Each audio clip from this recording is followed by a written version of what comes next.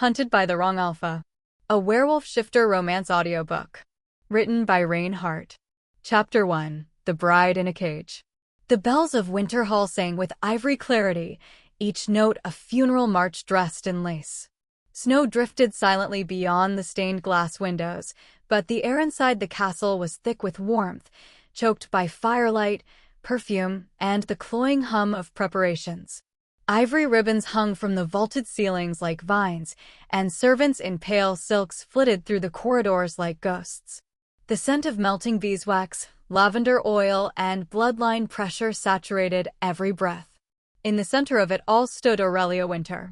Still, straight-backed, a figure carved from moonlight and duty.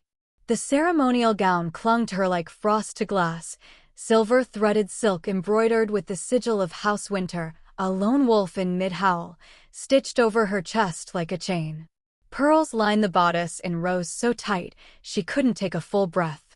"Hold still," came Lady Darrell's voice, as cool as the snow outside. Aurelia's scalp prickled as the final pin slid into place at the crown of her head. Her hair, usually a wild river of auburn, had been twisted into an elegant coil, tamed and tacked with polished bone clips. "You're shaking, child," Darrell murmured. "I'm cold," Aurelia lied, eyes fixed on the mirror. The girl in the glass didn't look back at her. She stared straight ahead, storm-gray eyes unmoved, as if frozen mid-prayer. The image was beautiful, flawless. Her lips were painted rose ash, her skin powdered to the shade of porcelain. Her expression was the exact one her father preferred, quiet, demure, compliant. But it wasn't hers. Lady Darrell stepped back and sighed in satisfaction. "There. Tomorrow, the western border will kneel to Winter. And you," she smiled tightly, "will become a queen." Aurelia said nothing. Her throat felt tight, as though invisible hands pressed against her collarbones. She heard the buzz of voices beyond the closed doors, stewards discussing seating orders, merchants arguing about the final banquet, noblewomen laughing over dowries. And beneath it all, the name that echoed like a binding oath. Marek Solon. The man she was to marry. She had never met him. But she knew of him, of his reputation as an alpha too charming to be honest, too polished to be safe. He had sent ahead a wolf pelt cloak as a token, a grotesque gesture of claim. The pelt now lay folded at the foot of her bed, heavy with the stench of iron, cedar smoke, and something deeper, something she could not name. "He's older than I imagined," she said softly. Lady Darrell arched a brow. "Older means wiser. Steadier. He will guide your future." Aurelia turned her head slowly. "And if I don't want to be guided?" Silence. The older woman's mouth flattened. "Highborn girls don't ask such questions. They bear legacies, not whims." That sentence slid under Aurelia's skin like a cold blade. She had heard variations of it her entire life, from the cradle to the courtyard. Duty before desire. Legacy before love. And yet, something in her tonight refused to lie still. She turned back to the mirror. And for a flicker of a moment, so brief she might have imagined it, the reflection shifted. Her pupils elongated, slicing into slits like a predator's. A faint glow shimmered in the gray depths of her irises, as though moonlight had sunk into her bones. She blinked. Gone. But the tightness in her chest remained. The strange heat coiled low in her belly like a beast beginning to stir. Lady Darrell had left, bustling away to prepare the bridal wine and sigils. Alone now, Aurelia stepped back from the mirror. The silence of the room pressed in like velvet. She walked slowly to the edge of her bed, fingers trailing across the fur cloak. It felt like a trap disguised in luxury. Like jaws hidden beneath velvet. She let her fingers fall. Her hand closed instead around something else, small, carved from wool bone. A pendant. It was shaped like a crescent, worn smooth from years of being turned over in her palm. A charm given to her by a nursemaid long gone. A relic of stories whispered before bed. Before bloodlines and bonds and bridal chains. "There is a name carved beneath your skin, child," the woman had said once, brushing hair from Aurelia's brow. "And when the right voice speaks it, the wolf will answer." Aurelia clutched the pendant tight, pressing it to her chest. And in the hush of the hall, something answered. Not a voice. A breath. A low, rumbling exhale that ghosted down the back of her spine. She turned. Nothing. But the scent in the air had changed, no longer lavender and ash, but pine. Smoke. Something wild and ancient. Something that didn't belong in Winter Hall. A heartbeat later, the sound of her father's footsteps echoed down the corridor. Lord Emmerich Wynter entered without knocking. Tall, stern, and cloaked in midnight. His dark hair was streaked with silver at the temples, slicked back to reveal a widow's peak as severe as his gaze. Gloves as always, he never let skin meet skin. Darrell says you're ready, he said. The procession rehearses tonight. I know, she murmured. He didn't approach. Merely stood near the hearth, staring into the fire as though willing it to burn hotter. You were born for this, he said at last. To stand beside strength, to bear sons who will rule the spine of the North. This is the legacy of Winter blood. Aurelia's lips parted. And what of love? He turned to her slowly. Love is a wolf with its belly up. And no ruler can afford to be devoured. Their eyes locked. For once, she didn't look away. But something within her did. That stirring again. The flicker behind her eyes. The weightless sensation just beneath her ribs. He is not your mate. The thought came unbidden, sharp and clear as steel. Her breath caught. Go, Lord Emmerich said. Sleep. Tomorrow, you become history. He left without another word. And Aurelia stood in the aftermath, heart drumming like distant hooves. She turned once more to the mirror. But this time, the girl looking back smiled faintly. Not with joy. With defiance. Chapter 2, The Stranger Who Watches. The Western banquet was a spectacle carved in gold and frost. Flames roared in the stone braziers lining the garden colonnade, casting flickering halos over jewel-toned silks and fur-lined cloaks. Nobles glided between pillars, laughter as brittle as the icicles above them. The air smelled of juniper wine and crushed pine needles. Somewhere deeper in the grounds, the low pulse of a tribal drum carried on the wind, slow and rhythmic, like a heartbeat waiting to break. Aurelia Wynter stood beneath the arching vines of the southern balcony, her goblet untouched. She wore deep twilight blue tonight, silver-threaded and sleeveless, the back dipped low to bare her spine and the mark that had never fully awakened. Her storm-gray eyes watched the edge of the trees, where moonlight bled between branches. A curl slipped from her pinned hair and brushed her cheek. She didn't move. Something was watching her. Not someone she could see yet. But she felt it, a gaze that pressed against her skin like heat through silk. It wasn't courtly. It wasn't polite. It was hungry. And she, God's help her, didn't recoil. She leaned into it. Just slightly. Lady Aurelia. Marek's voice was a practiced purr behind her. You've not danced once. She turned slowly, her smile painted with care. The garden is lovely. He stepped into her light, the fire catching in his pale blonde hair. It is. But you're lovelier still. She dipped her head in a court-trained gesture of humility, though the words scraped at her like a dull blade. Then I suppose I must honor the space with a step or two. Marek offered his hand. She placed hers in it, cold and careful. They moved in practiced elegance to the center courtyard, where nobles stepped aside with murmurs of appreciation. Aurelia's feet knew the steps. Her back straightened on command. She danced as she had always danced, like a sculpture come to life. But her eyes kept straying. To the edge of the garden. To the shadows beyond the lanterns. And then she saw him. Leaning against the far marble balustrade. Just beyond the torchlight. Cloaked in dark furs and shadow. Snow in his hair. Amber eyes that did not flinch when hers met them. Her pulse stopped. Then thundered. He didn't move. Didn't nod. Didn't blink. He watched. And something inside her stirred, low, hot, and old. Her wolf pressed to the surface like steam beneath skin. Marek spun her into his arms, his grip firmer than necessary. You seem distracted, my lady. I'm only warm, she lied. The chill had nothing to do with it. He leaned in. Let me cool you then. Before she could react, he lifted her hand, elegant and slow, and pressed a kiss to her palm. A soft sound rose from the crowd. Applause, perhaps. Or surprise. But Aurelia only heard the crack of something inside her. It felt like ownership. She pulled her hand away, too quickly. Marek's smile didn't falter, but his voice dropped to something tight and clipped. "Is that how we begin our union, Lady Wynter?" "With shyness.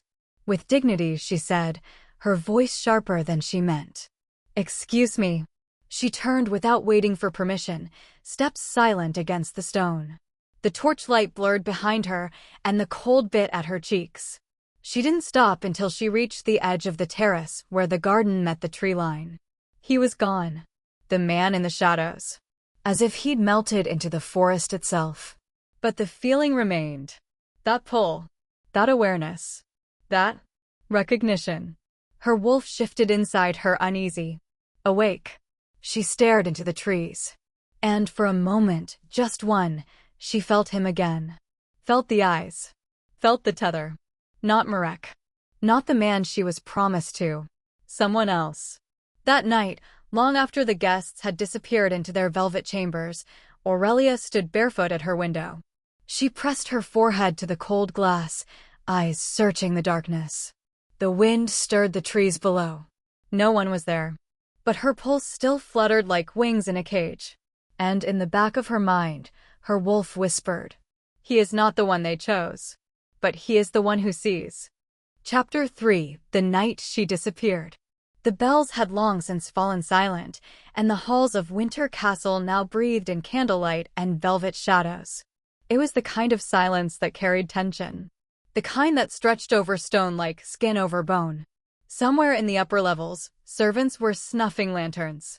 The final wedding tapestries had been hung. Aurelia Wynter was hours away from no longer belonging to herself. And yet, she did not sleep. She stood at her chamber window, staring into the dark courtyard below. Her reflection hovered faintly in the glass, pale skin, unruly auburn curls escaping her braid, storm-gray eyes too wide to be calm. She could feel something. Something watching. Something drawing nearer. Her breath fogged the glass, and her heart began to race, not with fear, but with something darker. Wilder. Familiar in a way it shouldn't be. Then came the sound. Not a clang. Not a crash. Just the faintest scrape of iron against stone. She turned. And he was already inside. A shadow where there should have been none. A scent that was not her own. Snow, pine, ash, and something unplaceable but ancient. He stepped from behind the curtain as if the room had always belonged to him. Eleazar Morin. She didn't know his name yet, but something in her bones did. He was tall, broader than Marek by far, cloaked in dark leathers and snow-dusted furs. Tousled bronze hair framed a face made of angles and silence, and when his amber eyes met hers, it was like being pierced by flame. She opened her mouth, but no sound came. Her wolf growled inside her, not in protest, but in recognition. "You," she whispered, voice trembling. "You're not supposed to be here." "No," he replied, voice rough as gravel and moonlight. "I'm not." And before she could scream, before her wolf could fully rise, his hand was on her waist and the other over her mouth. Not cruel. Not careless. Just efficient. She fought. She thrashed. But the moment his scent reached her, her limbs faltered. Her breath caught, as if her very instincts were betraying her. His grip tightened slightly. "Don't fight me, princess," he murmured near her ear. "I'm not here to hurt you. But I don't plan to ask permission either." The heat of his breath against her skin sent shivers through her ribs. Her wolf howled within her skull, closer, closer. He is the pull. He is the call. Everything tilted. And then, darkness. She didn't remember the moment they slipped past the guards. Only flashes. The chill of midnight air against bare shoulders. The press of leather-clad arms cradling her like a possession stolen from its glass case. The clang of a metal token dropped onto the inner court tiles, something small and sharp, something that would glint in torchlight when they found it. A wolf fong. Forged of silver. Stained at the base. A message. By the time the sentries stirred and howls rose from the hounds, Eleazin had already vanished with his prize into the fog-choked woods beyond Wynter's rear gates. The alarm did not scream, it rippled, as if the castle itself had felt the rupture. And deep within her gilded room, beneath a silken canopy still warm from her absence, the air shimmered with a lingering whisper. She is gone. The forest swallowed them. Branches clawed at them like jealous hands, but Eleazin never slowed. Aurelia lay limp in his hold, breathing shallow, heat rising off her like smoke. Her body trembled against his chest, not from cold, but from something older. Something ancestral. Her wolf was waking, and that terrified him more than the hounds behind them. "Damn you," he muttered, more to himself than her. "Why now? Why you?" The longer he held her, the louder the bond pulsed. Not fully formed, not even consciously accepted, but it throbbed beneath their skin like a buried star beginning to ignite. Her scent, moon-soft and sharp with noble restraint, wrapped around him like a collar he hadn't asked for. He reached the mouth of the hidden path, a narrow cleft beneath an outcrop of frostbitten stone, known only to exiles and ghosts. There, behind a tangle of brambles, the earth dropped into a winding tunnel, an ancient escape vein once used by those fleeing the blood feuds of the northern courts. But Eleazin didn't enter. Not yet. He lowered her onto the moss-covered ground with surprising gentleness, braced himself against the stone, and sank to his knees beside her. His jaw clenched. His hands shook. She was beautiful, even half unconscious. Moonlight caught in her lashes, blood blooming in her bottom lip where she'd bitten herself during struggle. The ceremonial gown was torn at one shoulder, bearing a sliver of skin, and beneath it, faintly, a shimmer of light traced up her collarbone. He froze. The wolf mark. Not a full one. Not the kind etched by bite or spell. But something raw and blooming, like fire under ice. She wasn't just noble-blooded. She was called. And the pull in his own blood. Gods. He bit his forearm. Hard. Blood filled his mouth, hot and metallic. The pain grounded him. He didn't stop until his vision blurred. Only then did he look at her again, panting, jaw bloodied. "You're not mine," he whispered. "I don't care what the bond says. I didn't come here for a mate." But still, his hand reached for hers. He didn't touch her. Not really. Just hovered. As if proximity alone might ruin them both. Then, in a swift movement, he stood, lifted her again, entered the tunnel, and disappeared into the dark. Back at the castle, the chaos was only beginning. Lord Emeric Wynter stood in the center of the great hall, robes undone, face livid with rage. Around him, guards scrambled, and Lady Durrell wept into her sleeves. She didn't leave, Emeric snarled. She was taken. And from the edge of the hall, where moonlight slanted through cracked windows, Marek Solon arrived, unhurried, hands gloved, hair immaculate. He picked up the silver fong from the stone floor, rolled it between his fingers, then smiled. "I want her returned," he said, calm as winter frost. "Alive." He looked at the bloodstain, then smiled wider, but not untouched. Chapter 4, Shackled by the Wild. The first thing she felt was cold. Not the crisp kind that kissed your skin on a winter's morning, but a raw, bone-deep chill that scraped the edges of her thoughts. The second was pain, a dull throb in her wrists, in her shoulders, in her spine. Then the third. Chain. Aurelia Wynter's eyes snapped open. Rough stone above her. Cracks webbed the ceiling like veins, and faint torchlight danced across the dark wooden beams. She lay on a pallet of furs that smelled of wolf musk and old ash, wrapped in a threadbare cloak that didn't belong to her. Her arms were stretched above her, bound at the wrists by thick iron cuffs, their links bolted into the wall. The cold wasn't just from the mountain air. It was deliberate. She struggled upright, breath hitching, wrists straining. The metal bit into her skin. Her ceremonial gown was gone, replaced by a simple linen tunic that hung loose around her frame. Her bare feet touched the icy stone floor. Footsteps echoed beyond the wooden door. Then it opened. And he entered. Eleazar Morin. His silhouette filled the doorway like a storm.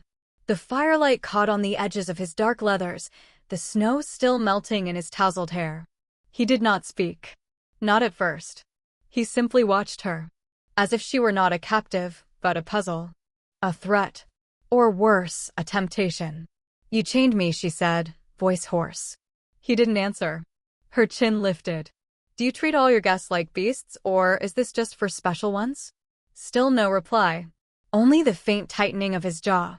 "I assume you have a reason," she went on, voice rising. "Or is this how you prove yourself an alpha, by abducting chained women from their beds?" That earned her something. A glance sharper than ice. "I don't owe you answers." She laughed, a short, bitter sound. "Oh, I think you do. I'm not a sack of grain you steal from the market. I'm a Wynter." "A pawn," he corrected, stepping inside. "In a game you don't understand." Aurelia surged to her feet, chains clinking violently against the wall. "Then explain it to me. Tell me, thief, what exactly do you want with me?" His eyes flicked to the iron cuffs, to the red blooming around her wrists. For a moment, the muscle in his jaw twitched. "I want leverage." Her breath caught. Leverage. Not rescue. Not reason. Just utility. "So I'm a hostage," she said flatly. Eleazar's gaze didn't waver. "You're a bargaining chip. That's all. That's all."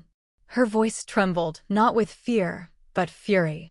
"You dragged me from my life, from my people, because you needed a chip? You were going to marry Marek Solon." The name curled from his lips like smoke. She froze. He stepped closer. "And that," he said lowly, "would have ended more lives than yours." Aurelia's fingers curled into fists. "You don't know anything about me. I know you let them put a collar around your neck and call it duty." That struck deeper than she expected. Her next words came out in a snarl. "Better a collar than shackles. At least I chose mine." Eleazar's eyes darkened. "Did you?" They stood a breath apart now. The air between them thick with something neither could name. "I saw you," she whispered. "At the garden. Watching me like a coward." He didn't flinch. "Better a coward than a caged queen. And yet here I am, in your cage." That brought silence. Then, a new voice, rough, older, from the corridor. "Eleazar," came the warning. "She's glowing. Bran." Aurelia blinked. "What?" The door creaked wider, and a man stepped in, scarred, broad-shouldered, with black hair cropped to his jaw and a wolf-tooth pendant swaying at his chest. Bran's eyes went to Aurelia's collarbone, to the faint shimmer pulsing there just beneath her skin. "Her mark," he muttered. "It's not dormant anymore." Eleazar turned sharply. The firelight flickered, and for a moment, the curve of Aurelia's shoulder glowed faint silver. Like something ancient waking in her blood. "Shit," Bran said under his breath. "She's not just some noble's daughter." "No," Eleazar murmured, voice ragged. "She's something else." Aurelia looked between them, her heart hammering. "What's happening to me?" Neither answered. Bran stepped closer to Eleazar, voice low. "We need to move her. The others will sense it. If Marek finds her again." "She's not going back," Eleazar snapped. His tone silenced the room. Bran's brows rose, but he didn't argue. With a curt nod, he vanished back into the corridor. Aurelia turned to Eleazar, fury trembling through her limbs. "You chained me, insulted me, used me, and now you're scared." His jaw clenched. She took a step forward, the chains straining taut behind her. "You're scared because I'm not who you thought I was. Because I'm not quiet or small or breakable." Her voice rose, fierce and fire-edged. "You're scared of me because I make you feel something." He didn't answer. She stared up at him, breathless. "You're a coward. You hide behind vengeance and cold logic, but you're no alpha. You're a wolf running from his own scent." Eleazar stepped forward. Too close. His body cast her in shadow, heat radiating off him like fire too long denied. His voice was a growl. "You think you've seen fear in me, princess?" She didn't retreat. "No," she whispered. "But I've seen how you look at me. And that scares you." Silence bloomed between them, too tight, too sharp. Then Eleazar turned. Walked away. But just before the door closed behind him, she heard him say, so quietly she wasn't sure if it was real, "She does make me feel." Chapter 5: When the Wolf Stirs. The night had teeth. It bit through the forest canopy in silver slashes, spilled moonlight like milk across the firs where Aurelia lay, sweating, gasping, trembling with something nameless. Not fear. Not quite pain. Need. Her body burned beneath the blankets, skin fever hot, breath catching in her throat like a song choked short. Every inch of her felt wrong, too tight, too sharp, too full of things she couldn't speak aloud. Her dreams were no longer dreams. They were visions, unfolding from the seams of her blood. She stood, no, she ran, on 4 legs. Her paws kissed the earth like echoes, her pelt white as bone in winter, gliding over fallen leaves and stones without sound. The world smelled different like this, sharper, older. The scent of pine sap and blood, of male for musk and deep earth. And ahead of her, through the ruins of a shattered altar carved into the shape of a wolf's maw, stood another shadow. He was black as the storm behind her eyes. A beast wreathed in smoke, his form shifting between fur and firelight, never settling into one. He turned to her, and even in wolf form she knew him. The stranger from the woods. The one who had taken her, but not touched her. The one her wolf had recognized before her mind could catch up. They circled each other beneath the broken altar. Stone teeth jutted from the ground like ancient fangs, half buried under moss and snow. The sky above them shimmered with ghost moons. He growled. She growled back. And then they collided. Teeth bared. Claws clashed. But it wasn't war, it was ritual. An ancient, sacred violence written into their kind. A calling not spoken but devoured. He lunged and pinned her. She twisted and struck his muzzle. He snarled, bit her throat, not to kill, but to claim. Her body gave a shudder. A flash of silver-white pain bloomed in her shoulder. And she woke. Aurelia jolted upright, chest heaving. Except, she wasn't alone. Her hands were splayed across bare skin.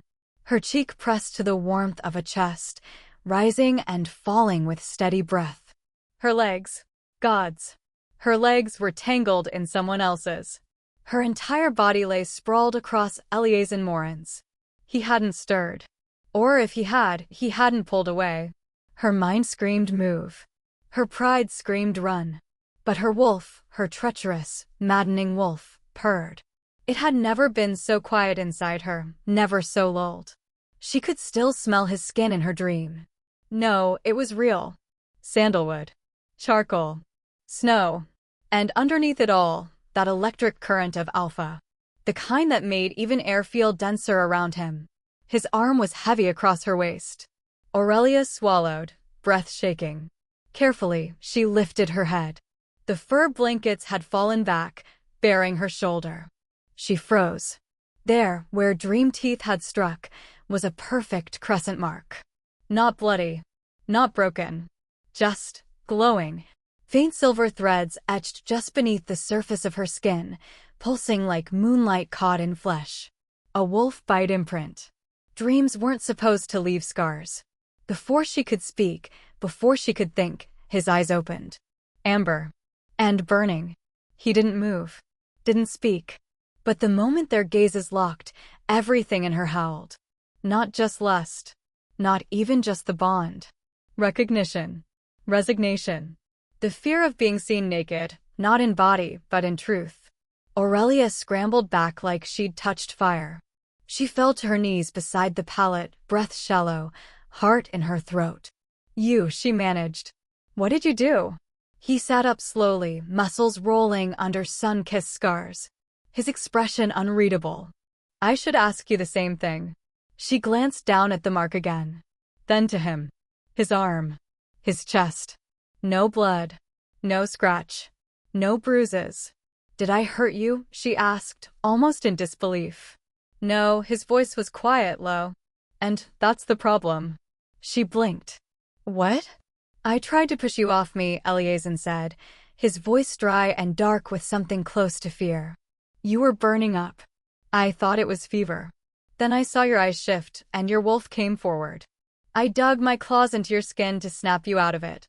He lifted his hand. Not even a smear of red. No marks. No blood. As if your body didn't want to be saved. Aurelia gritted her teeth. You think I wanted this? No, he leaned forward, gaze sharpened to a blade. But your wolf did. Silence stretched between them like a drawn bow. The cold night seeped in again, but it couldn't cool the air. Something had shifted. Not lust. Not rage. Recognition. The kind that didn't need words. She stared down at the bite on her shoulder, breath caught in her lungs. What is it? She asked. This mark. It's not a mate bite, Eleazar muttered, standing. But it's close. Then what? I don't know, he snapped, voice a little too loud. Then, softer. Maybe the beginning. He turned away, jaw tight, spine rigid. She could almost see it, his restraint. The war he fought within himself. Aurelia stood, trembling. You said I wasn't yours. You're not, he said without turning. Then why didn't your claws break my skin? Silence. Finally, he turned, slow and deliberate. His eyes burned. You're not the mate I wanted, Aurelia, he said, voice hoarse. But you're the one I can't seem to refuse. She took a step back, her storm gray eyes wide. And for the first time, she saw it. Not power. Not violence. Fear. Not of her. But of what she could make him become. Chapter 6. The Bite of Disobedience. The wind howled through the Northreach encampment like a beast denied blood. The fire pits had burned low by nightfall, but the scent of charred meat, ash, and wet fur clung to the air like a warning. Wolves curled in half-sleep beside tents of stitched hide, and guards paced between the perimeter stakes, metal catching moonlight with each silent patrol. And somewhere in the darkness, a girl ran barefoot across the snow. Aurelia's breath cut sharp through her throat, too loud in the hush of night. Her fingers bled from where she'd torn them free of the clasped chain. The old iron shackles had loosened with the sweat of her fever earlier that day, and she'd taken her chance. Not to flee forever, she wasn't that foolish. But to test the edge of the leash. To remind herself that her spine had not been broken beneath someone else's color. The fire pit ahead flickered orange through the trees. She reached it silently, slipping between two sleeping wolves. A log cracked, sending a spiral of sparks into the air. Good. They would scent the smoke. She didn't look behind her. Not even when her heart stuttered. Not even when the air changed. Not even when the forest stopped breathing. A hand caught her by the wrist, iron strong, calloused, and too warm for this land. She spun with a cry, clawing at the arm instinctively, but her nails skidded uselessly against leather. Eleazar Morin. He did not speak. He threw her down. The motion wasn't cruel, but it was final.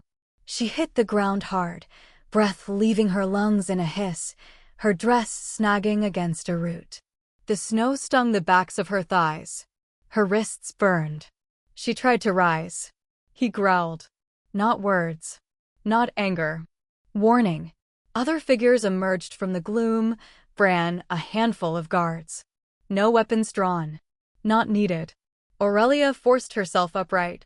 She didn't tremble. Not in front of them. Not even now. You'll have me kneel? She spat, eyes blazing. Like a good little captive? Eleazar stepped closer.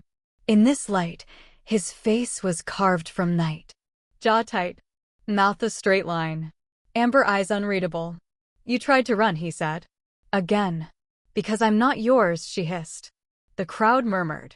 One of the younger wolves flinched. Bran folded his arms silently. Eleazar did not respond with fury. He simply turned. And shifted. Bones cracked with graceful violence. His frame bent, realigned, stretched. Fur spilled across his shoulders like liquid bronze. Claws split the earth as he dropped to all fours. His wolf form was massive, larger than any she'd seen. Broad-chested, sleek as obsidian, eyes still glowing that same cold gold. The wolf padded toward her. Aurelia held her ground. It was instinct, suicidal, beautiful instinct. Eleazar circled her once, slow, his tail brushing her hip. The others watched, breath held. Then he surged forward. She gasped as her knees hit the ground. He hadn't touched her, but the force of his presence demanded it. His snout pressed to her neck, hot breath curling behind her ear. Her pulse thundered. The wolf growled again, deeper this time, vibrating through her bones. She bared her teeth. "You can posture all you want, but you can't command my will." And then she felt it. The scrape of fangs against skin, not biting, not yet, but hovering. The crowd did not stir. They knew what was coming. And so did she. But she didn't beg, didn't whimper, only whispered, "Do it if you must. But know this." He bit down.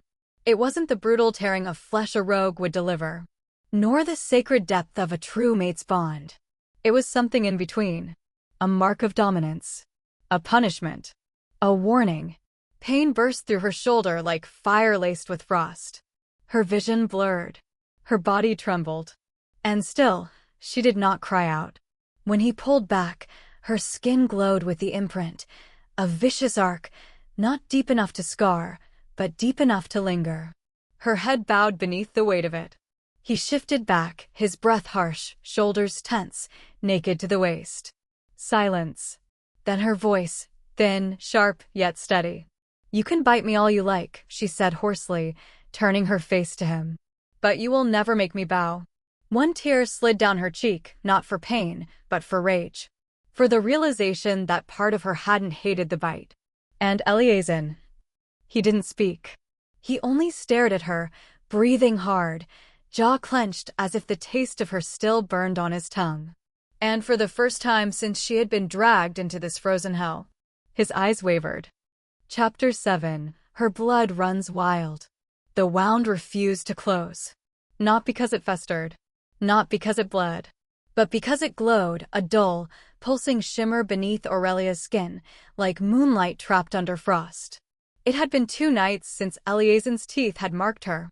2 nights since she had knelt in the snow, spine straight even as pain traced fire across her shoulder. And now, as she sat shivering on the stone cot inside the healer's tent, her body trembled not from fever, but from the silent truth unraveling inside her veins. Bran hovered near the entrance, arms crossed over his chest, every inch of him rigid. His scar pulled tight when he frowned. He had been doing that a lot. "You should have told someone sooner," he muttered. Aurelia didn't look at him. Her fingers were too busy tracing the edge of the mark, where pale white lines now branched out from the bite in delicate arcs, like roots of light threading across her collarbone. "I didn't think it was," she hesitated. "Important." Bran gave a snort that sounded too close to a growl. "Bite wounds don't glow, girl." "I'm not your girl," she snapped, sharp as frost. But the defiance in her tone didn't quite match the confusion in her eyes. She didn't understand it either. The pain was gone. In its place came a sensation too ancient to name, heat rising through her chest, a strange awareness of air and heartbeat of presence. As though the world had stepped closer and was watching her breathe. Bran turned away before replying. "He's sending for Severin." Aurelia stiffened. "The one with the bone rings?" Bran nodded. "The one who chants before touching you?" "That's the one." She swallowed. "Perfect." Outside, the wind picked up, rustling through the rawhide walls of the tent. It moaned like an animal in mourning.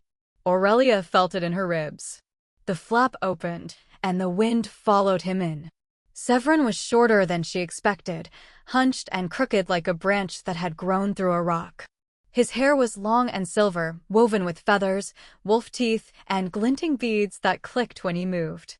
But his eyes, sharp, ancient, and immediately fixed on her.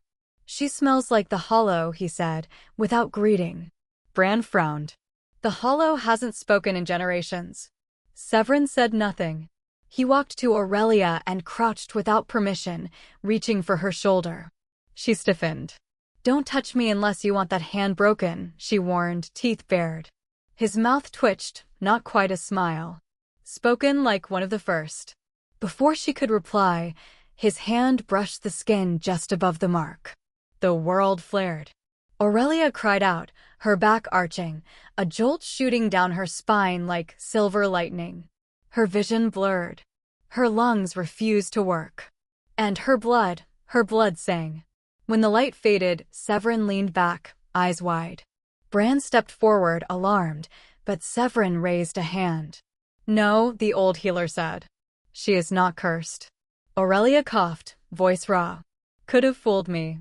Severin tilted his head, expression unreadable. "You're called, girl. And it has already begun." She blinked through sweat. "What has?" "The bloodline beneath the blood. The buried wolf. You are not a noble's daughter." His voice dropped to a near whisper. "You are marked by the hollow." She stared at him. "No," she said. But it was barely more than breath. "You are of the old kind," Severin continued, eyes glowing faintly. "Of the Sanctus Lupus. The sacred line." Aurelia shook her head. "That's just a myth. A story to scare pups. Stories come from truth." Bran cleared his throat, stepping between them. "And what does that truth mean for her, Severin? The last Sanctus was sacrificed at the bone altar. Are you saying she'll be next?" A heavy silence fell. Even the wind outside seemed to pause. Severin's gaze lingered on Aurelia. "If they find out what she carries, yes. There are those who will try. Then we hide it," Bran said flatly. "We bind the light. We tell no one." "I won't be hidden," Aurelia snapped, standing. Her skin still glowed faintly, casting silver patterns on the canvas walls. "I've spent my whole life being quiet for the sake of men who thought they knew what I should be." She stepped forward. The mark shimmered with every breath. "If I am wolf-born," she whispered, "then let them be the ones who fear." Severin bowed his head slightly. "Then you must go to the Bonewell." Bran's mouth tightened. "No. Too dangerous." But Aurelia looked up. And she smiled, not sweet, not bitter, but wild. "The danger," she said softly, "has always been me." That night, while others slept, Aurelia knelt by the edge of a snow-fed stream, washing her hands in silence. The moonlight curled around her like a shawl. Her hair, unbound for the first time in weeks, rippled in the breeze like blood-dark silk. She stared down at her reflection. The mark still glowed faintly beneath her skin. The silver was stronger now, threading not just across her shoulder, but creeping toward her throat, her heart. Not decay. Not a wound. A beginning. Her lips parted. She didn't realize she was speaking until the words left her. "They're not afraid of what I'll become." She touched the water. It shimmered. "They're afraid I'll stop needing them to survive." Her eyes closed. And for the first time, the wolf inside her did not stir in fury. It purred. Chapter 8: The Trial of the Outsider. The sky was a hollow vault of ash-blue light, rimmed with distant peaks that stabbed the clouds like ancient blades. Morning hadn't broken, not truly. But this far north, dawn and dusk were lovers that kissed only briefly, leaving the land in a near-perpetual state of silver gloom. Aurelia stood barefoot on stone, her breath ghosting into the chilled air. Around her, wolves watched in silence, cloaked, armored, or bare-skinned, each a shadow behind the veil of her thoughts. They called it the Ice Flame Ring, an ancient trial reserved for the faithless, the outcasts, the unproven. She'd volunteered for it, not because she needed their approval, but because she would take it. At the edge of the mountain platform, where the ceremonial fires burned cold blue with alchemical frost, the ring of flame and ice twisted in an unbroken circle, rune torches set into black stone, licking up pale fire that shimmered like liquid moonlight. The center held a wolf sigil carved in iron, slick with frost, the clan crest of Eleazin's exiled bloodline. To pass the trial, she would have to walk the circle barefoot, then kneel and mark the crest with her own bite, drawing blood to seal her intention. The heat of the fire would blister her skin. The cold would freeze it raw. It was a ritual not meant to be survived by the weak. Eleazin hadn't spoken since she declared her request. Now he stood behind the gathered crowd, jaw locked, arms folded, his expression carved from stone. But his eyes, those gold flint eyes, never left her. The trial master, a scarred elder with steel rings braided through his beard, raised a hand. His voice echoed like a spell cast into the ice. Outsider. You come before the flame and the frost. Do you come of your own will? I do. Do you offer loyalty to the pack who would sooner burn your blood than bless it? I do. And do you understand that pain will not spare you, and that death will not wait if you fall? I do, she whispered and stepped forward. Her first footfall into the ring landed on fire-hot stone. The heat bit her flesh instantly. The second step plunged her toes into a patch of frost so cold it felt like knives. Aurelia did not cry out. She walked. The pain was exquisite, almost beautiful in its brutality. Her skin blistered, then froze, then burned again. It became rhythm. A cruel melody. Her vision blurred, and somewhere in the back of her mind, her wolf whimpered, but did not retreat. She reached the center. Blood dripped from her sawls, painting a trail across the carved sigil. She dropped to her knees hard. The cold of the metal stole her breath. Still, she leaned forward, baring her teeth. And bit. Iron met flesh. Blood met runes. Her gums screamed, her jaw ached, but she did not stop until the sigil was marked with red. The world tilted. Heat pulsed through her mark, through her wolf, and everything went dark. When she woke, the world was chaos. Not fire. Not ice. Anger. Eleazar's. His voice tore through the crowd like a storm. Who allowed this? The wolves backed away, parting like snow under paw. Eleazar stormed into the circle, his bare chest rising with fury, eyes glowing bright as a winter sun. He fell to his knees beside her, scooping her up into his arms before anyone could speak. Aurelia blinked, dazed. Her lips were pale, her mouth stained with blood. She tried to lift her head. I finished it, she whispered. Didn't I? His arms tightened. You should never have started. She laughed, hoarse and fragile. But I did. The trial master stepped forward. She completed the trial. She is now. You don't touch her again, Eleazar snarled, and the temperature seemed to drop. The wolves looked at one another, murmuring. Some confused. Some curious. Most just stunned. Because the exiled alpha, the wolf who had not raised his voice in years, not even in war, had just broken. Because of her. Aurelia reached up, touching his jaw. Her fingers were cold. His skin was fire. You're not afraid I'll fail, she whispered. He didn't speak. You're afraid I'll belong. The words struck him like a blow. He turned his face away, but didn't let her go. Chapter 9. The Kiss Before the Ruin. The night bled into silence. Above the wind-hewn cliffs of Nightwind Crag, stars spilled like shattered glass, brittle and glinting, caught between the dark curve of sky and the jagged spires of Northreach. Below, the frostbitten world slumbered, blanketed in snow and breathless stillness.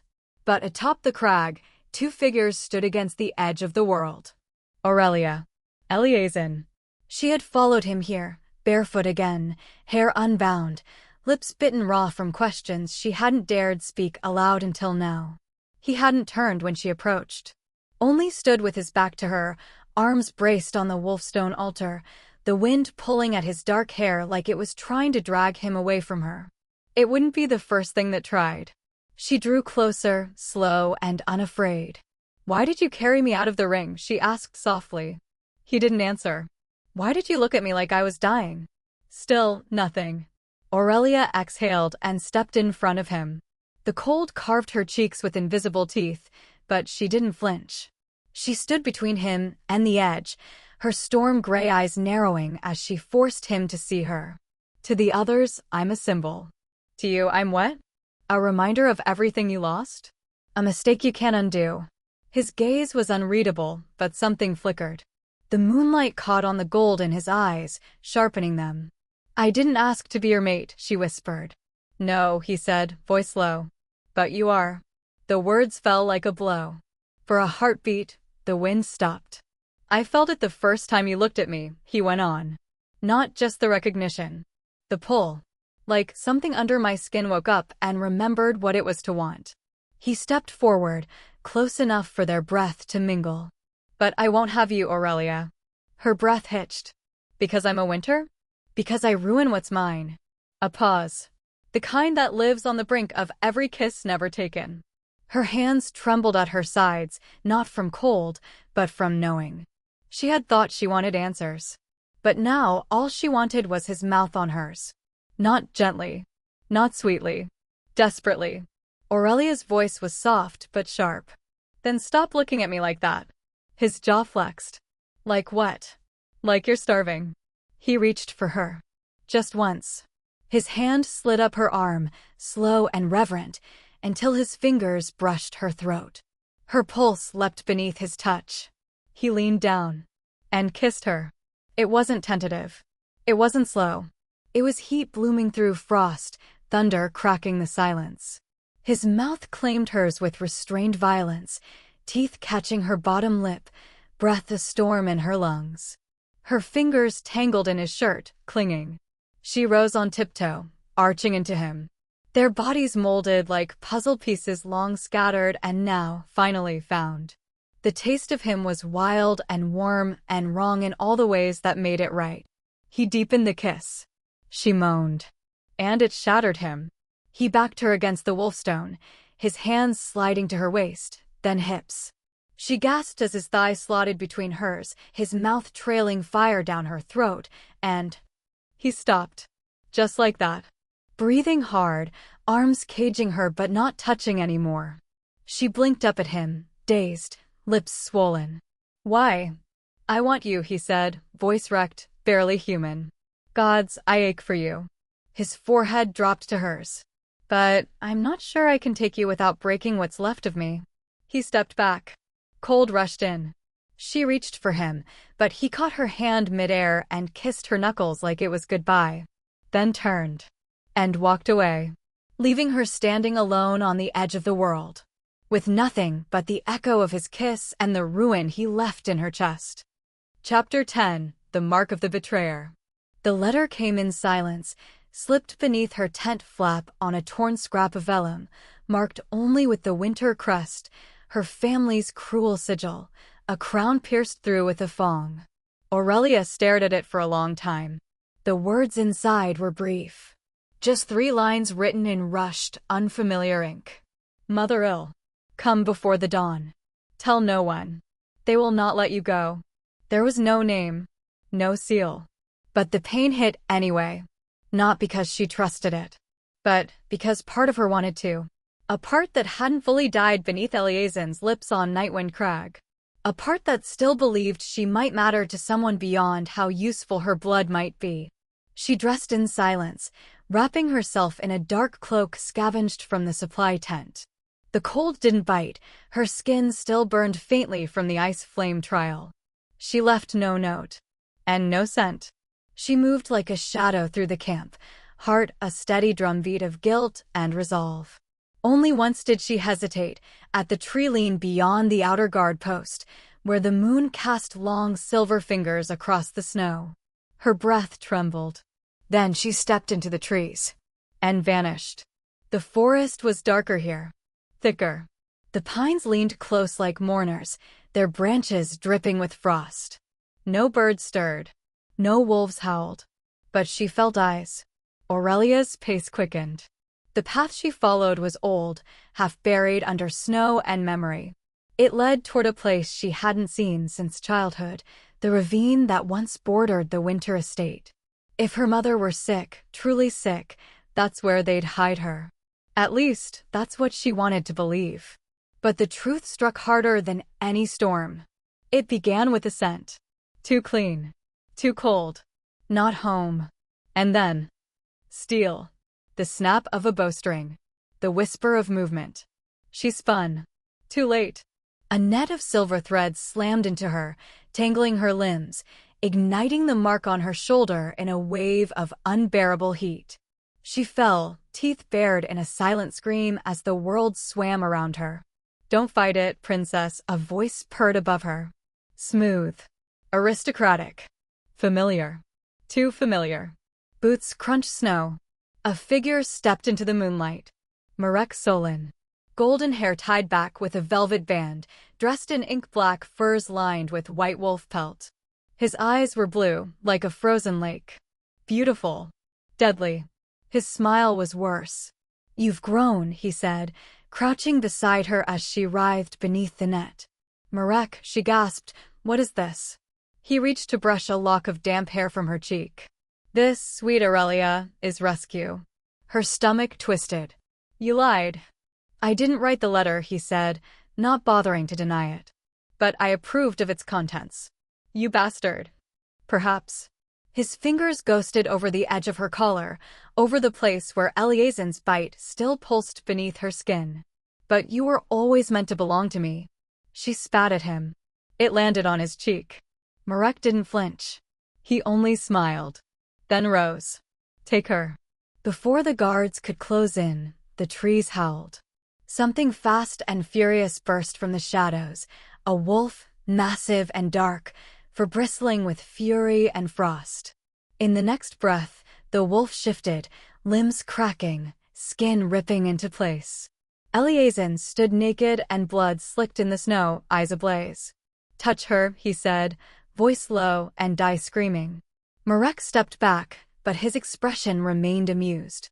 The exile arrives." Eleazen didn't speak again. He moved. In a blur of rage and power, he was at Aurelia's side, shredding the silver thread net with a dagger pulled from his boot. The moment she was free, she collapsed against him, breathing hard. "Why?" she gasped. "How did you find me?" "I didn't," he growled. "I felt you." Then he froze. His gaze dropped to her shoulder. The bite mark. Burned. A visible glow, crimson and gold, seared through the cloak. Aurelia cried out, clutching her shoulder as pain lanced through her chest, her arm, her heart. Eleazen caught her before she fell. The mark pulsed again.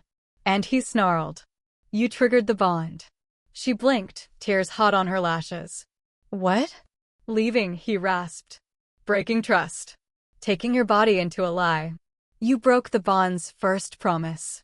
Aurelia choked on a sob. "I didn't mean." "You did." She tried to stand. I wanted to see if I had a choice. If there was another path, if my mother. You wanted to see if there was someone who could want you without the fire between us." Her lips trembled. "Is that so wrong?" He stared at her like she had just torn his chest open. Then said, voice razor sharp. "You wanted a choice so badly, you tried to destroy us to get it." Tears slipped down her cheeks unbidden. "I just wanted to know," she whispered, "if there's a way home that isn't through you." Eleazen looked away. Not because he didn't care, but because he did, and it terrified him. He lifted her, silent and shaking, into his arms, and began to walk. Behind them, Marek watched, eyes calculating. But he didn't pursue. Not tonight. Tonight, he had seen the crack in the mate bond. And that was enough. For now. Chapter 11, Bound by Instinct. The cold bled into her bones. Even wrapped in Eleazen's cloak, even with her own blood still singing with the sting of betrayal and bond, Aurelia couldn't stop shivering. The forest had long swallowed the path behind them. Snow fell in ghost-silent drifts, blanketing the ground in white oblivion. Eleazen didn't speak as he carried her. His body was burning.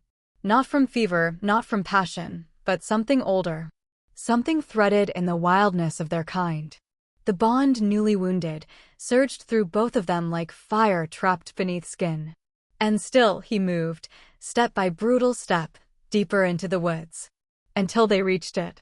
A cleft in the stone. A cave, hidden beneath an overhang of frostbitten pine, its entrance cloaked in hanging roots and winter's silence. Eleazen kicked aside the snow at the threshold, ducked low, and brought her inside. Darkness swallowed them whole. Only the sound of his breath. The faint hiss of air between clenched teeth. And her pulse, thrumming beneath her skin like a wild, cornered thing. He set her down on a patch of dry moss near the back of the cave. "You should have stayed," he growled. Not angry, tired. Hollowed out. "I didn't know," she whispered. "I thought, maybe it was real. The letter. The chance." His silence spoke louder than judgment. He lit a flint spark, coaxing a low flame from a pile of dry wood tucked near the wall. Orange light bloomed, painting his face in harsh amber lines. The blood on his temple had dried, but fresh bruises bloomed across his ribs. The fight had not been clean. She reached toward him. "You're hurt." He caught her wrist. Not hard, but firm. "Don't." Her voice cracked. "You saved me. I didn't do it for you." A lie. It hung in the air, unfinished and heavy. Aurelia drew her hand back. But the cave was too small. The cold too deep. Their hearts too raw. He unfastened the torn remnants of his shirt, baring his chest to the firelight. Scars trailed across his ribs, some pale and old, others red and angry from tonight. His eyes burned as he looked at her, waiting for her to flinch. She didn't. Instead, she unwrapped the cloak from her shoulders and pulled it tighter around her body, shivering. "You're freezing," he muttered. "And whose fault is that? I didn't tell you to run. And I didn't ask you to chase me." They stared at each other, breathing hard, both trembling for different reasons. He muttered something low, harsh, in the old wolf tongue, and yanked off the cloak entirely. He stepped behind her, his body heat licking across her spine like flame. Slowly, he lay down behind her, one arm slipping under her neck, the other draping across her waist. For survival. That's what they told themselves. But instinct had its own laws.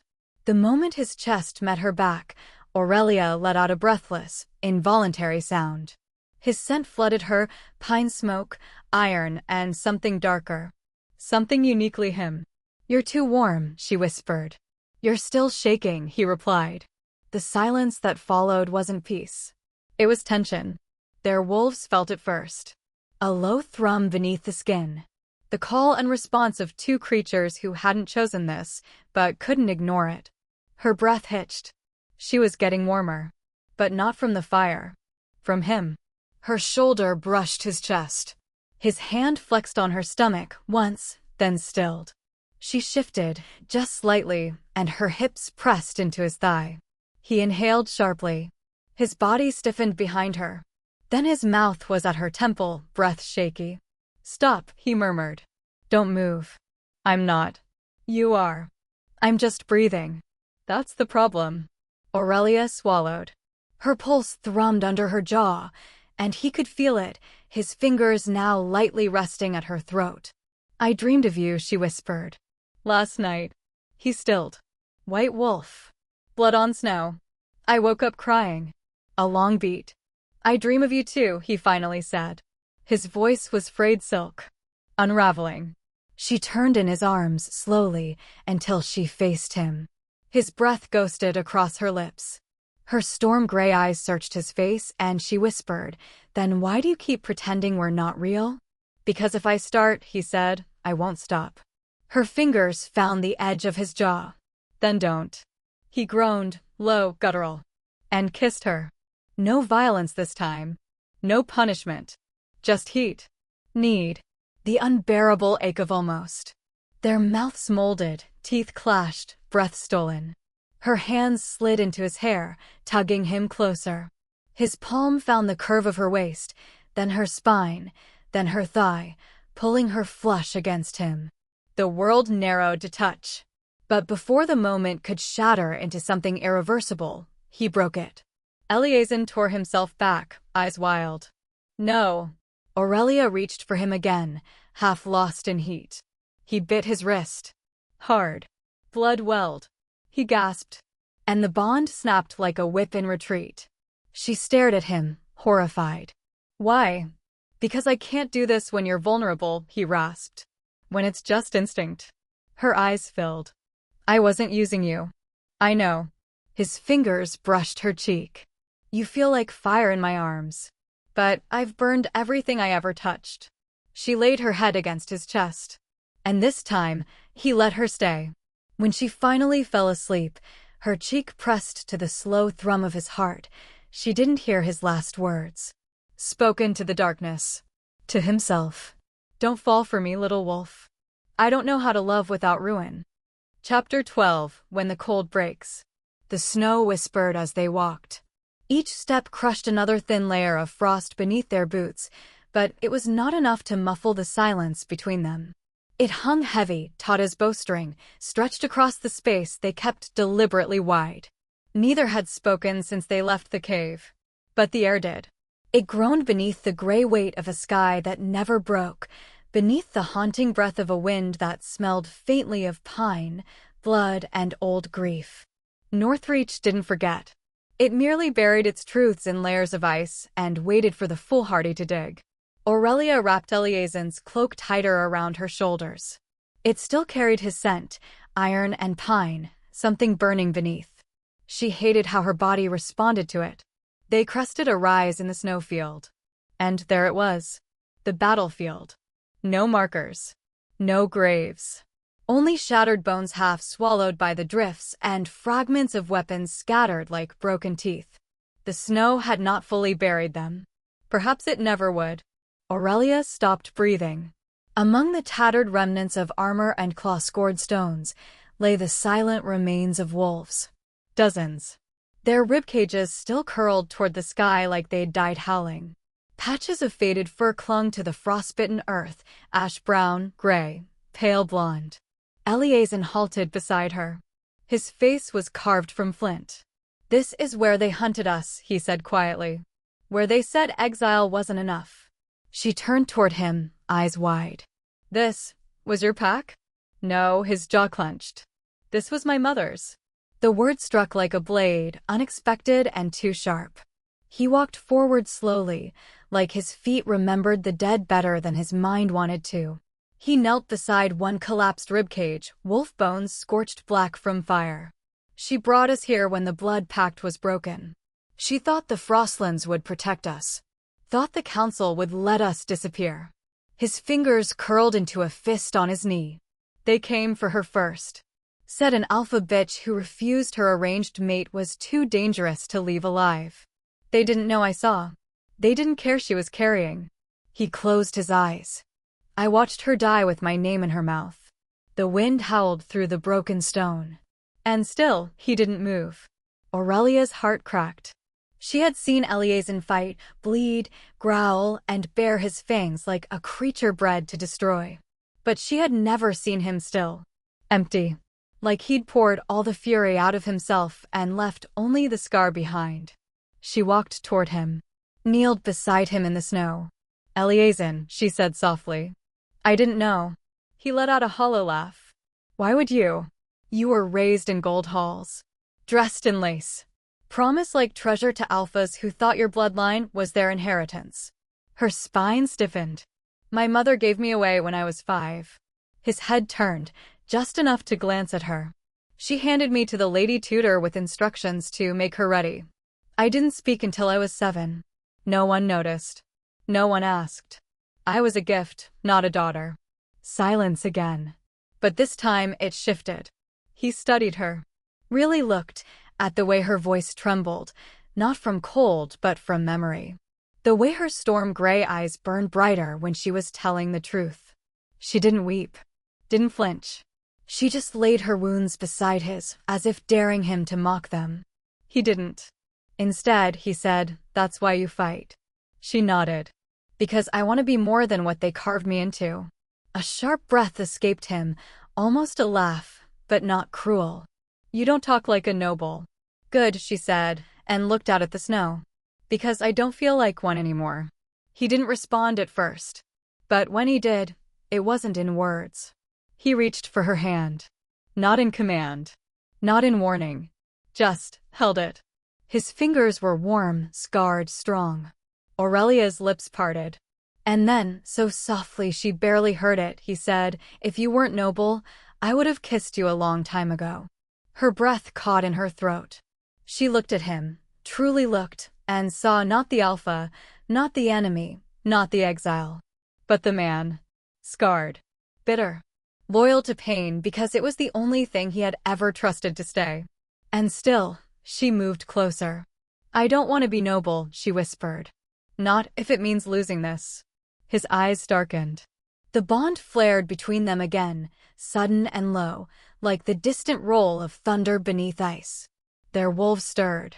Responded. But he didn't kiss her. Not yet. He stood, pulling her gently up beside him, still holding her hand. "Come on," he said, voice rasping.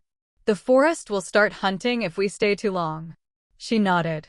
But before they turned, she bent down and picked a piece of broken bone from the snow, a shard of rib, still etched with old runes. She tucked it into her belt. For her, she whispered.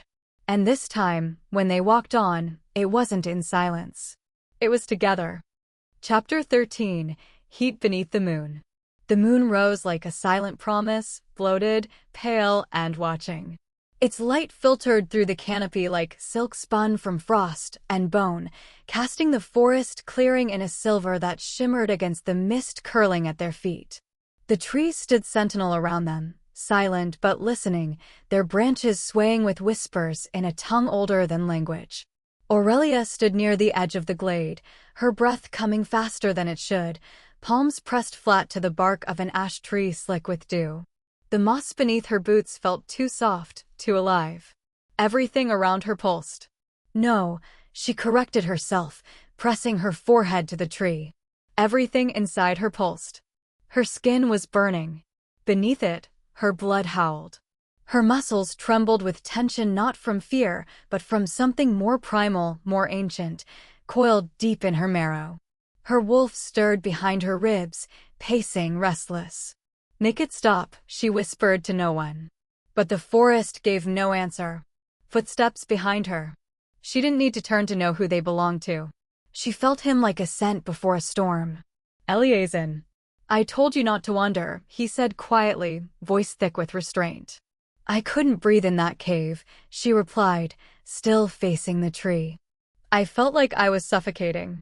"Then you should have called me." She turned now, slow and deliberate, storm-gray eyes locking with his. "And what would you have done?" "Shackled me to a rock until the heat passed." He stiffened, jaw clenched. She took one step toward him. Then another. "I'm not sick, Eleazar," she murmured, "I'm awakening." The silence between them crackled, hot and aching. Moonlight danced along the edge of her collarbone, and her skin shimmered like she'd been painted in silver flame. Her hair had come undone, auburn curls tumbling down her back, wild and damp from sweat. He swallowed hard. "I can smell it," he said, voice lower now rougher. "Your heat. Your wolf." She stopped a breath away.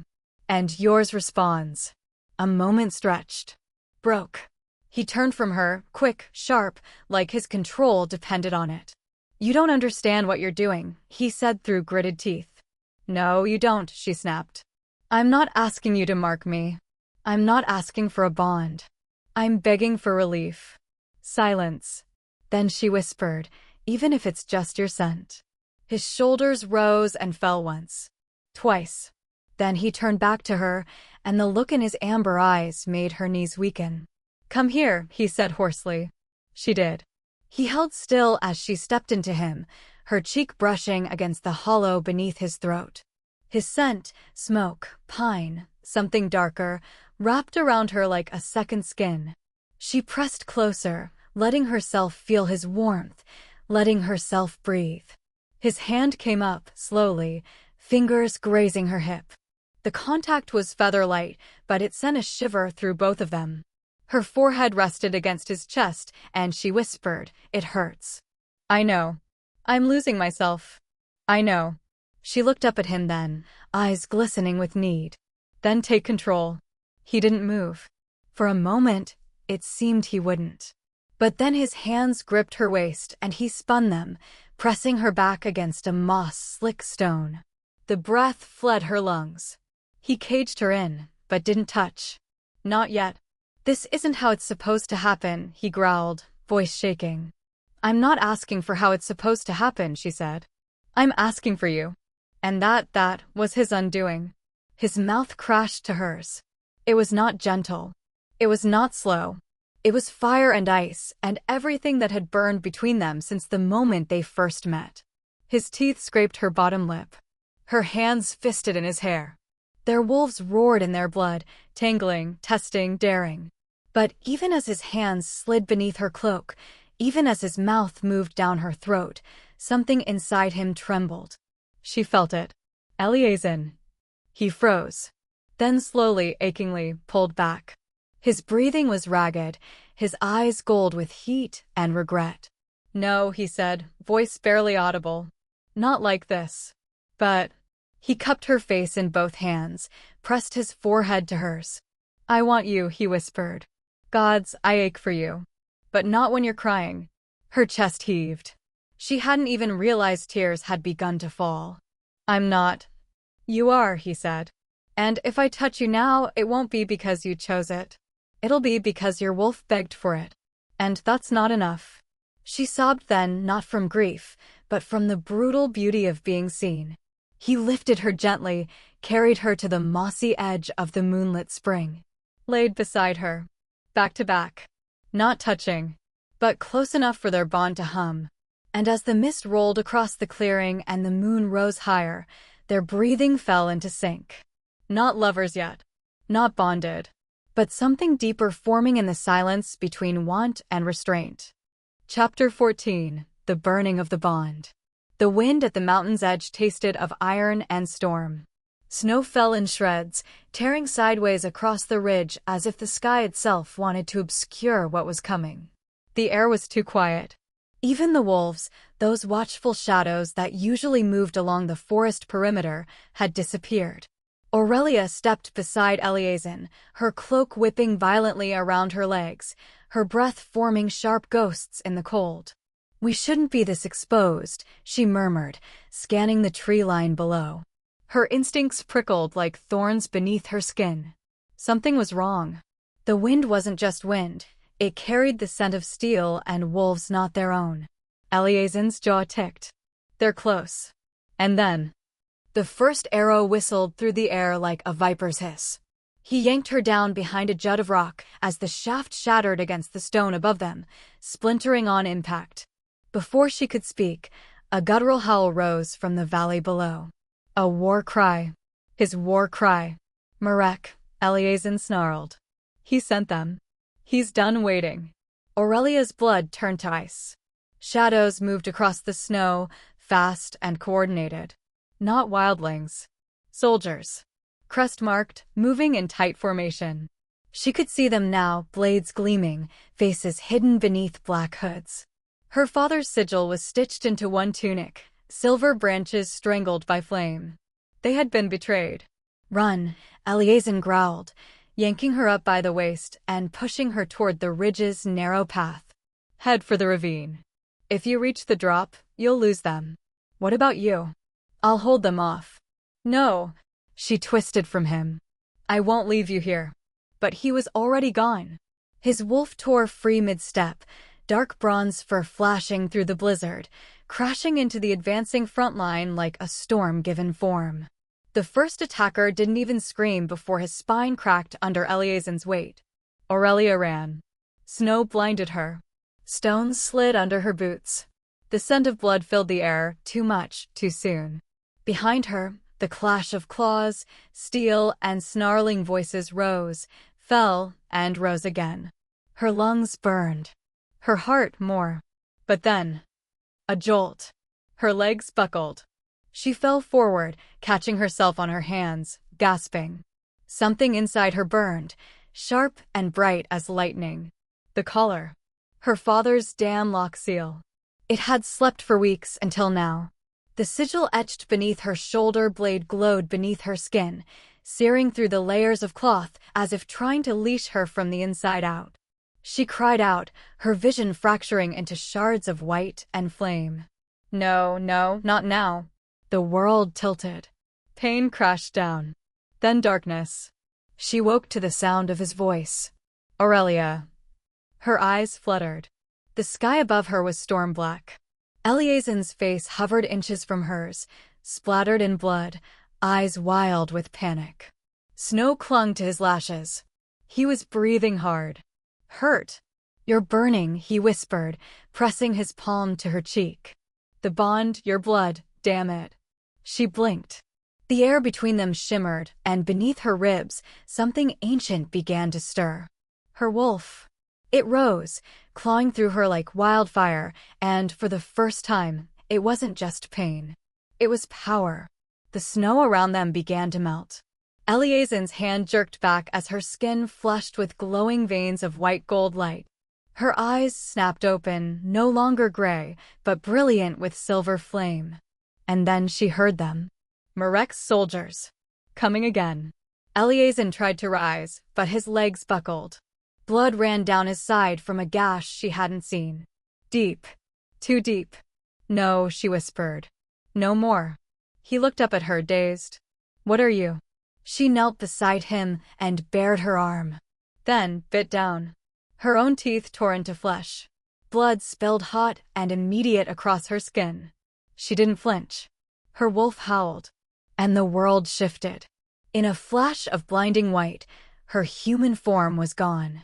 In its place stood the white wolf of legend, taller than the others, lean but radiant, her fur rippling like spun silver fire. Her eyes blazed like stormlight. The soldiers faltered. Too late. With a snarl that cracked the wind, she lunged. Her claws tore through the first shield. Her fangs ripped past the steel of the second. She moved with fury unchained, not graceful, not trained, but raw. Her wolf was not civilized. It did not bow. It consumed. They fled. Only a few. She let them go. Her vision cleared just enough to see Eleazar on his knees, staring at her with something between awe and fear. His lips moved. My gods. She shifted. Collapsed into her human form. Naked. Bleeding. Glowing. He caught her. Held her against his chest. She pressed her palm flat to his chest, over the place where their bond still trembled. You don't want me, she said softly, lips trembling. But I chose you. Tears slid down her cheeks unnoticed. Her voice dropped to a whisper. I chose you as my mate. Even if it ruins me. And then she went still. Chapter 15. The Hollow After Desire. The walls of the healer's den were made of stone and silence. Outside, the remnants of the rebel camp huddled between charred pines and patched tents, where wolfkind whispered about white flame and blood-bound awakening. But inside, the world had narrowed to one narrow cot, one breathless figure, and a girl who refused to leave. Aurelia had not moved for 3 days. She sat beside Eleazar's still form with her knees drawn up to her chest, arms wrapped tight as if to stop the tremor in her spine. His chest rose barely. His wounds had closed but not healed. His skin was ice beneath the sweat, and his heartbeat, when she pressed her ear to his chest, was slow and wrong. But he was alive. She'd carried that like a splinter in her heart. Severin came and went with ancient poultices and foul-smelling oils. Bran had returned with 2 wounded scouts and left again before dawn. None of them said what hung in the air like smoke, what she had done, what she had become. Aurelia's mark still burned on her arm, the wolf bite she'd made in the moment she thought she'd lose him. It had healed jagged, silver-veined. Sacred. She touched it only when no one could see. The bond still thrummed between them. And it hurt. Not a wound, but a resonance. Constant. Ache threaded with heat. Every heartbeat that passed from him to her and back again made her feel like she was holding a phantom kiss in her ribs. Sometimes, when the fever in him rose, he whispered her name. Not clearly, but enough. That was what broke her. On the 3rd night, she curled beside him, resting her forehead against his shoulder, just for a moment, just to breathe the scent of him, like wood smoke and winter. Her wolf stirred. Clawed. She leaned closer. His skin called to her like a fire in the snow. Without thinking, without wanting, she responded. Her lips brushed his throat. Not a kiss. Not a claim. A trembling pull of something older. The bond tightened. His body twitched. And a soft, nearly inaudible growl escaped his lips. Aurelia recoiled like she'd touched flame. Her breath caught in her throat. Her heart raced, and not from longing. She had almost triggered a bonded surge, while he was unconscious. No, she gasped, horror flooding her, drowning out the ache. No, I won't. She forced herself away, staggered back from the cot, hands clenching in the hem of her tunic. Her wolf howled inside her, wild with want and grief. She bit her lip until it bled. Then, in one swift motion, she broke the thread. With a thought, A scream, a wrench. She severed the resonance, cutting herself off from his bond mark. Not permanently, but enough to make her collapse against the far wall, breathing like she'd been gutted. It felt like death, but it stopped the pull. She stayed there, curled up like a child, until dawn peeled through the frost-covered canvas. And when she finally opened her eyes, he was awake. Eleazar sat upright by the time Severin arrived, his expression blank and unreadable, like ice beneath river light. He didn't ask what had happened. Didn't ask why she was hoarse from crying or why her hands were wrapped in clean bandages. Didn't ask why she looked like she'd bled her soul out and buried it under the floor. She waited for him to speak. Waited as Severin checked his pulse, asked questions about his memory, mumbled something about the bond flare and the strain it must have caused. But Eleazar's eyes never met hers. And when Severin left them alone at last, silence stretched thick and cruel between them. Aurelia stepped forward. "I tried to wake you," she said quietly. "You were burning." Still, he said nothing. Her voice broke. "You almost died." His lashes flicked. "I didn't." She flinched, then squared her shoulders. "I felt your heartbeat in mine." That got his attention. His gaze flicked to hers, amber and sharp. But his jaw set, hard and unmoved. "You were delirious," he said. "Whatever you thought you felt." "Don't do that," she said. Her voice was soft, but her hands trembled. "Don't erase it." "I'm not." "You are." Her throat bobbed. "I held you through the worst of it. You whispered my name in your sleep. You reached for me." "I don't remember," he cut in, voice like splintered stone. She stared at him. He stared past her. And it felt like everything she had held onto, every moment, every thread of heat, every bond-wrapped breath, had been made imaginary. "You said I was your mate," she whispered. "Even if only once." He didn't deny it. But he didn't confirm it either. Instead, he looked away, his voice a quiet death. "I need time to think." Aurelia felt the last piece of her shatter. He didn't say he needed her. Not even once. She turned from him, slow and deliberate. Her hand rose to her collarbone, where a small bone pendant rested, smooth and warm from weeks against her skin. It was nothing special. He had left it on a cliff's edge once, and she had picked it up, unsure if it was meant for her. She'd worn it ever since. A symbol. A question. Now an answer. Her fingers closed around it. Then she took it off. No ceremony. No tears. Just quiet finality. She laid it on the table beside his bed. When she spoke again, her voice was calm. "You say you don't need me," she said. "But you're the only air I've ever breathed without pain." Then she walked away. And this time, she didn't look back. Chapter 16. The Man She Trusted. The snow had returned. It whispered along the blackened edges of the camp, cloaking what remained of the rebel encampment in a hush of ash and frost. The fire pits were half dug again, tents refitted with new hides. Wolves moved like shadows between broken barricades, rebuilding what had nearly burned. Aurelia stood in the doorway of the stone-walled healing lodge, arms crossed tight over her chest, watching him move across the courtyard like a ghost that no longer bled. Eleazar had risen from his cot at first light. Not with words. Not with thanks. Just motion. Like he had not spent days on the brink of death. Like she hadn't slept curled beside him, one breath away from breaking. Now he trained. Sword in hand, body bare to the waist, scars flashing like stories he refused to tell. The young ones watched him like he was legend made flesh. But Aurelia saw the truth. He moved like a man already gone. Bran found her standing in the snow. He didn't announce himself.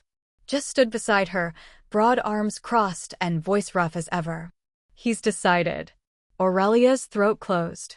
"What has he decided?" Bran didn't look at her. "You'll be leaving." At first light. Aurelia blinked, the cold finally sinking past the numbness in her fingers. "He told you to tell me?" Bran nodded once. The silence wrapped around them like a vice. She swallowed. "Did he say why?" Bran hesitated. Then, "He said it's to protect you." She laughed. "Just once." A bitter, broken thing. How noble. Bran shifted. It isn't about. Don't, she said sharply, and his mouth closed. Don't lie to me, Bran. You've known him longer than I have. You know exactly what he's doing. He didn't deny it. And that, more than anything, shattered something inside her that had been barely holding on. Aurelia turned away from the doorway. She moved slowly through the camp, past healing wolves and ash-smeared banners, past the stone stair leading to the signal watch and the jagged perimeter wall. She stopped where the snow was untouched, where firelight couldn't reach. And then she stood still. Eleazar hadn't looked at her once that morning. Not once. Not when she passed him the mug of mountain root tea. Not when she dressed his shoulder wound herself, slow and careful. Not when she whispered, so quietly she didn't think he heard it, "I would have died for you." He didn't flinch. He didn't care. So she stood in the snow, facing him across the training yard, and waited for him to turn. Just once. He didn't.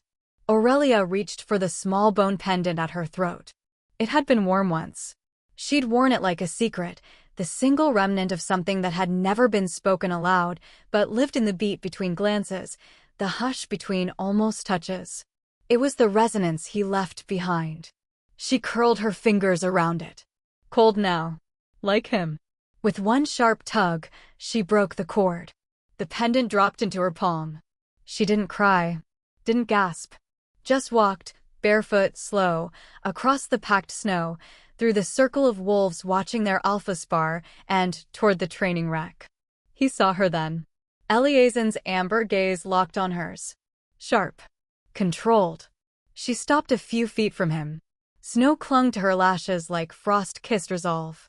She said nothing, just held out her hand. Bone pendant resting in the center. A breath passed between them. And then she let it fall. It landed in the snow at his feet with a sound far too soft for the way it shattered her chest. She didn't wait to see if he picked it up. She turned. Walked away. Later, she sat alone on the edge of the stone ring fire, her cloak wrapped tight, the heat of the flames unable to touch the cold in her marrow. Severin came to sit beside her, silent as ever. For a long moment, they didn't speak. Then she whispered, "I think I stopped hoping today." Severin said nothing, just pulled a small pouch from his belt and handed it to her. Inside was a salve for frostbite and a folded strip of cloth. It was Eleazar's. She didn't ask how Severin got it. Didn't ask why the scent still made her eyes sting. She only tucked it into her coat pocket and stood. Tomorrow, she would leave. Not because he told her to. Because he already had. And no one stays where they are no longer wanted. Chapter 17, The Offer of Chains. The Highland wind had no master. It tore across the ancient stones of the gathering grounds, howling through broken arches and frostbitten flags that had not flown in years. Snow clung to the carved glyphs along the ceremonial pillars, worn teeth of wolves long dead, now nothing but memory etched in granite. Beneath them, the ground had been cleared and ringed in oil-burned braziers, their orange light flickering against a sky smeared with cold fire. Aurelia stood in the center of the stone dais. Alone. Not by accident, but by choice. The wolves surrounding the outer circle of the ritual square shifted in tense silence. Cloaked warriors, elder kin, old blood, watchers, all of them, bound by tradition and distrust. They had come to witness what they thought would be a concession. A girl laying down her teeth in exchange for survival. But Aurelia Wynter had not come to bow. A hush fell as the false messenger approached. He wore Marek's seal burned into his black cloak, and a smugness that made her want to tear the parchment from his hands with her teeth. Instead, she kept her chin lifted and her fingers steady, accepting the scroll as though it hadn't just arrived from the male who once claimed her body as his throne and her name as his color. She broke the seal. Read the words once. And then again, slower. At her side, one of the elder wolves coughed, a dry, pointed sound. Well, Aurelia lifted her gaze. Her voice was calm. He offers clemency. Murmurs rippled through the crowd. He offers nothing, she corrected, letting the scroll flutter to the frost-bitten stones like ash. He threatens me with a different kind of leash. From the steps behind her, one of the long, cloaked advisors stepped forward. Elder Haurik. Broad-shouldered, slow-voiced, eyes the color of sleet. And yet it is the only path offered. You are a source of fracture, girl. His forces seek your return. Our wolves bleed in your name. Your presence endangers the fragile truce we've carved from ash. Aurelia blinked against the sting in her throat. So I should just go? You should choose your allegiance, another elder snapped. You were not born of our campfire. You were bred in velvet and marble. You are not one of us. A low growl slipped from her chest before she could stop it. It was Haurik who landed the final strike. Then say it, Aurelia of Wynter. Where do you belong? The question broke through the air like a blade. And for a moment, the wind died. Aurelia stood frozen in the center of the ancient stones, surrounded by wolves who watched her like she was the beginning of a war.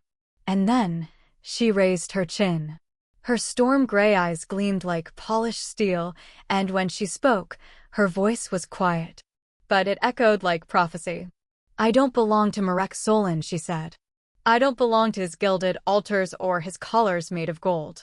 She took one step forward, boots echoing against the stone. I don't belong to the Wynters who would barter my spine for territory. I don't belong to fathers who name love as legacy and daughters as dowries. Another step. I don't even belong to this camp. Not to those who chain before they question.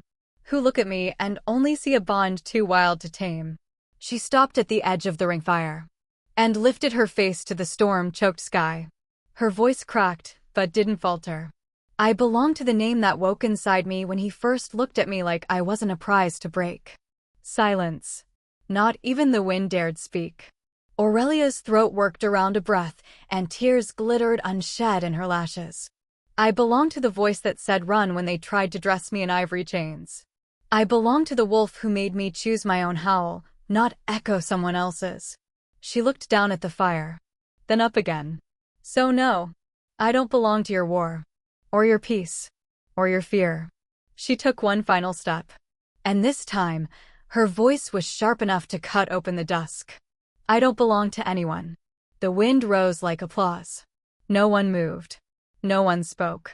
The false messenger bent to retrieve the parchment, but Aurelia's boot came down hard on the edge, pinning it in place. He looked up, startled. She stared him down with the calm of a winter storm just before it breaks. Tell your alpha, she whispered. He can't buy what was never his. She turned her back on them all and walked into the storm without waiting to see who followed. Chapter 18. The False Sanctuary. They called it a sanctuary. The stone corridor whispered lies with every echo. The arches were carved with silver-leaf script, delicate curving language of the old court, each word promising peace, union, sanctuary. But beneath the perfumes, behind the velvet curtains, there was something sour in the air, wrought masked by roses. Aurelia could smell it. Her skin itched beneath the layers of silk they had forced over her body, lilac-dyed folds heavy with embroidery, cinched too tightly at the waist, bearing her throat like an offering. Her hands, bound in pale satin cords, trembled faintly as she stepped into the heart of the ceremonial hall. Not from fear. From heat. It had started in the base of her spine, crawling like wildfire through her limbs. Every breath made her lungs feel tight, every step sent pulses of need coiling low in her belly. Her wolf stirred beneath her skin, restless, hungering. Zirin watched from the shadows, crimson-lipped and smiling. The traitorous bitch had laced her tea. She knew it now. Knew it in the way her mouth had gone dry minutes after the first sip. In the way her pulse throbbed just from the scent of other wolves in the chamber. And now Marek. He stood beside the altar, framed by braziers and polished obsidian columns. The blood of ancient lines traced down his neck in ritual glyphs, and the black of his coat glinted with gold thread. He looked like salvation. He smelled like control.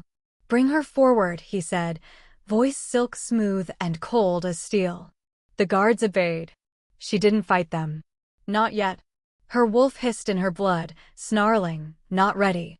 Not yet. She needed to see it with her own eyes, The last betrayal, the truth laid bare beneath false vows. Marek reached for her face, brushing back a curl from her cheek. "You look exquisite," he murmured. "The heat has softened you." She said nothing. He leaned closer. "You see? This is what you were meant for, Aurelia. Not frost and dirt and bloody claws. You are velvet and silk. You were meant to be worn like power." A flicker of something flashed behind her storm-gray eyes. "You're wrong," she whispered, voice barely audible. But Marek smiled. "It doesn't matter. You'll understand soon enough." They led her to the center of the stone ring, where iron hooks gleamed from the floor like teeth. There, the shackles waited, engraved in silver, soaked in wolfsbane, primed for the ceremony of the blood seal. A mating not of souls, but of symbols. A collar wrapped in tradition. 2 guards knelt and fastened the chains to her ankles. Then wrists. Her knees were forced to the velvet cushion, the ritual posture of submission. And still the heat clawed through her body, blistering now, aching deep. Zirin stepped forward, holding the ceremonial chalice. She dipped her fingers into the blood ink mixture and began painting the mark of binding onto Aurelia's collarbone. The brush burned like acid. Aurelia bit her lip hard enough to taste copper. Then Marek approached, baring his wrist. He raised the dagger. And something in her snapped. "No," she whispered, breath shuddering. "No." Her wolf surged. The glyphs flared under her skin, blinding white. Her eyes rolled back as her body jerked against the chains, and from her mouth came a sound not wholly human, a howl cut with fire and fury and something ancient that did not ask for permission. It demanded. The stone altar cracked. Zirin stumbled back, shrieking as white-hot light burst from the girl she'd drugged, engulfing the ceremony in searing wind. Marek dropped the dagger with a cry as the magic bit into his skin, unwelcome, rejected. The shackles turned molten and fell away like snapped threads. Aurelia rose. Her gown hung in tatters, skin alight with glowing markings, the wool-bone soul inside her fully awake at last. Her hair floated around her face like flame. She opened her mouth and screamed. But it wasn't fear. It was fury. Her wool shape shimmered behind her in spectral silver. A white she-wolf with storm-colored eyes, lips curled back in a snarl that bared fangs too sharp for this gilded place. The ground buckled beneath her feet. Glass shattered in the walls. Marek shielded his face. "Stop, stop." But she was already moving. A blur of white and wrath. She lunged toward the altar, tore down the glyph-veiled drapery, sent silver bowls and ceremonial knives scattering to the floor. Zirin screamed again as the light touched her, branding, punishing. Aurelia's voice rang through the chaos, voice rough and thick with magic. "I am not yours. To Marek, you tried to bind me. To Zirin, you tried to weaken me. And to all of them, every coward behind a pillar, you thought I was a lamb in a collar. But I am a wolf with her name returned." Then she turned and walked barefoot through the wreckage. The guards didn't follow. No one did. Not even Marek, who fell to his knees amid the ruin he'd tried to cloak as ritual. His fingers curled into blood-slick stones, and for the first time, he looked afraid. Not of her, but of what she'd become. Chapter 19, The Return of the Alpha. The snow had turned red before the howling began. Eleazar stood at the edge of the ridge, wind clawing at his coat, hair snarled with frost and fury. Behind him, Bran waited, his breath harsh, his blade wet. The trail of broken bodies carved from the border forest to the obsidian walls of the noble keep had not been stealthy. It had been intentional. He'd wanted them to hear the monster coming. "Severin said she's inside," Bran muttered, wiping his blade against his thigh. "They've begun the sealing." Eleazar didn't answer. He could feel her. Even from here, across stone and snow, past the scorch of glyph-burned iron and the stink of Marek's men, he could feel her heartbeat calling. A thread buried in the marrow of his soul, tugging, frantic, fading. The bond that should never have been. The bond he had denied. His amber eyes glowed gold in the rising moonlight. "We take the gate." Bran nodded once, silent as loyalty. The others, wolves who had once followed Eleazar into exile, emerged from the trees like shadows, their bodies slick with blood and snow, mouths set in grim resolve. No banners. No horns. Just war. The first line of guards saw them too late. Arrows loosed into the dark thudded uselessly against cloaks and fur as Eleazar vaulted the outer wall, claws dragging stone as he landed in a crouch that split the marble. Then chaos erupted. Swords met teeth. Shields shattered under claws. Fire was lit and immediately consumed. Noble soldiers screamed beneath jaws that tore through flesh like parchment. But Eleazar moved like purpose incarnate. Every step took him closer to her. He stormed the great doors of the ceremony hall, ignoring the blades that found his side, his back. He barely noticed the blood, only the rising burn at the center of his chest, a fire that screamed her name in every beat. Aurelia. Inside, the walls glowed with sacred glyphs. Too late. He shoved the inner doors aside with a roar that cracked the stone lintel. And then, he saw her, crushed to her knees in the center of the ritual chamber, surrounded by overturned braziers and shattered relics. Her body was bare where the robes had been torn from her, streaked in ash and dried blood, shackles dangling broken at her wrists. She wasn't moving, but her scent. Moonlight and iron and hers, sharp in his lungs, carved something raw into his ribs. His boots echoed as he stepped forward.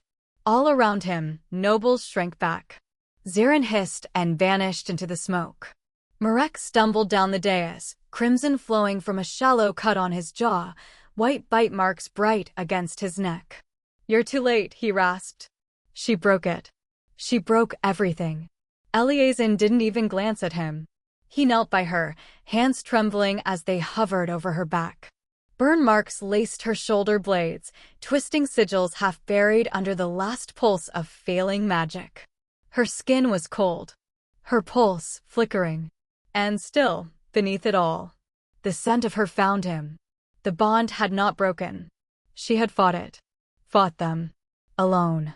His voice came rough, thick with something like grief. "You thought I wouldn't come." He touched her face. And her lips moved. Eleazar. A breath. Barely more than air. But it shattered him. "I'm here," he said, his voice hoarse. "You hear me? You held on. I'm here." She winced as he lifted her, arms curling weakly around his neck.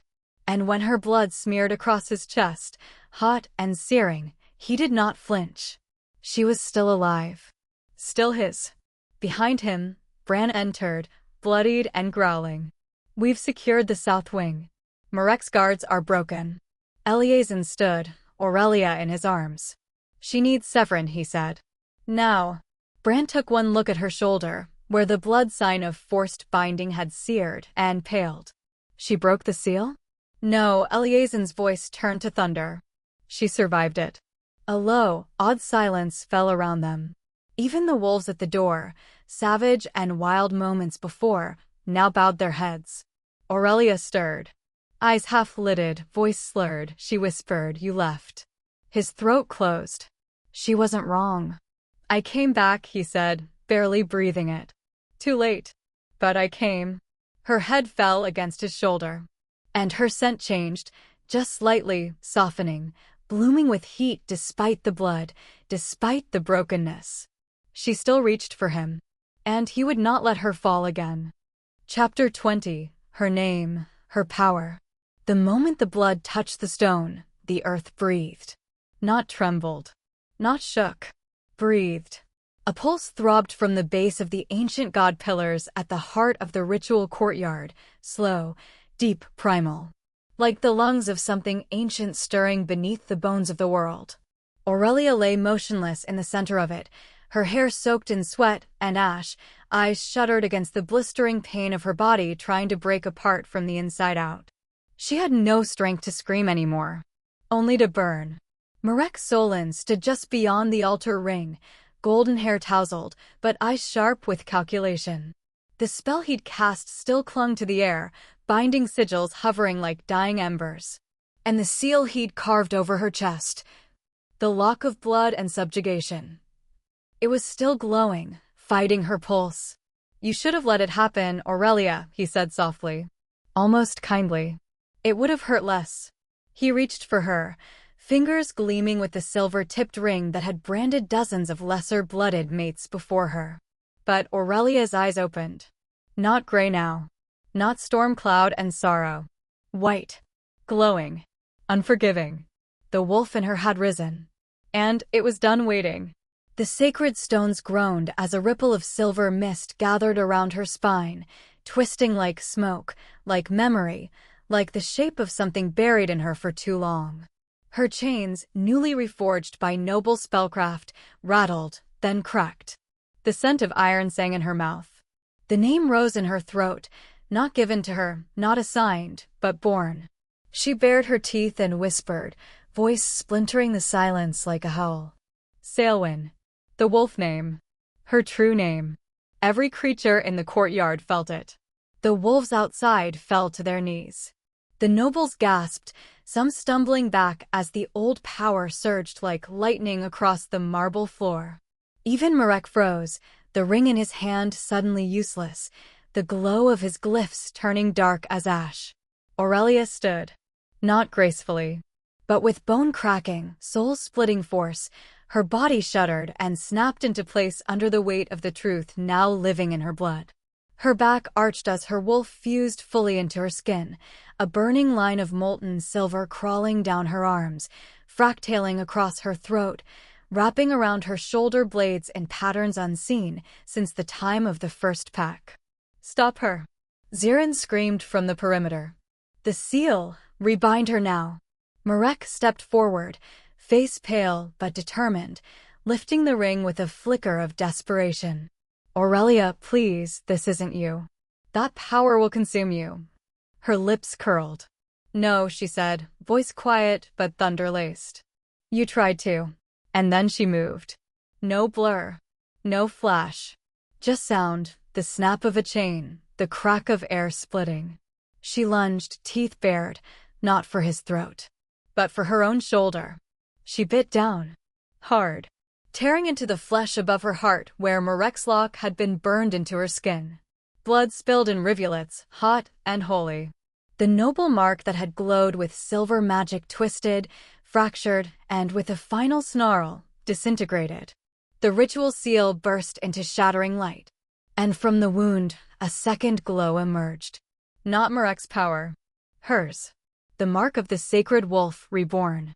A white flame erupted behind her, spiraling into the sky from the stone beneath her feet, lighting the heavens with fire so pure it stripped the falsehood from every man who saw it. "You branded me," she said, eyes on Marek as the blood ran down her arm, "to bind me to your kingdom." She stepped closer. "You silenced me, to parade me as your queen." She passed the first row of trembling nobles, and they did not raise their blades. "And you broke me." She stopped at the center of the stone ring, the glowing wool mark on her shoulder pulsing like a second heart. "But I learned how to break you back."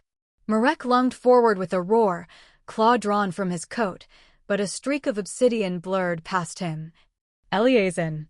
He was suddenly there, body between them, blade already drawn, blood drying on his neck from the last battle he hadn't yet finished. His gaze never left Aurelia. His voice was quiet. "You don't need me to fight this." "I know," she said, and smiled. And then she turned her back on Marek. Because nothing frightened a man who lived for domination more than a woman who no longer feared him. Aurelia lifted her hand and placed it on the stone pillar behind her, the sacred monument that once held the names of those who had forged the pacts. She pressed her bloodied palm to it. Magic shimmered, welcoming her. And for the first time in recorded memory, the stone answered. A name appeared, etched in living light. Selwyn of the Flamecrest line. Not Aurelia of Wynter. Not daughter of Emmerich. Not Marek's bride. But herself. The wolf who had chosen freedom over fear. The courtyard held its breath. She turned to the gathered packs, wolves, nobles, soldiers, and exiles. Her voice rang through the rising mist. "I am not a thing to be bought. Not a prize to be sealed or silenced. Not the girl you captured.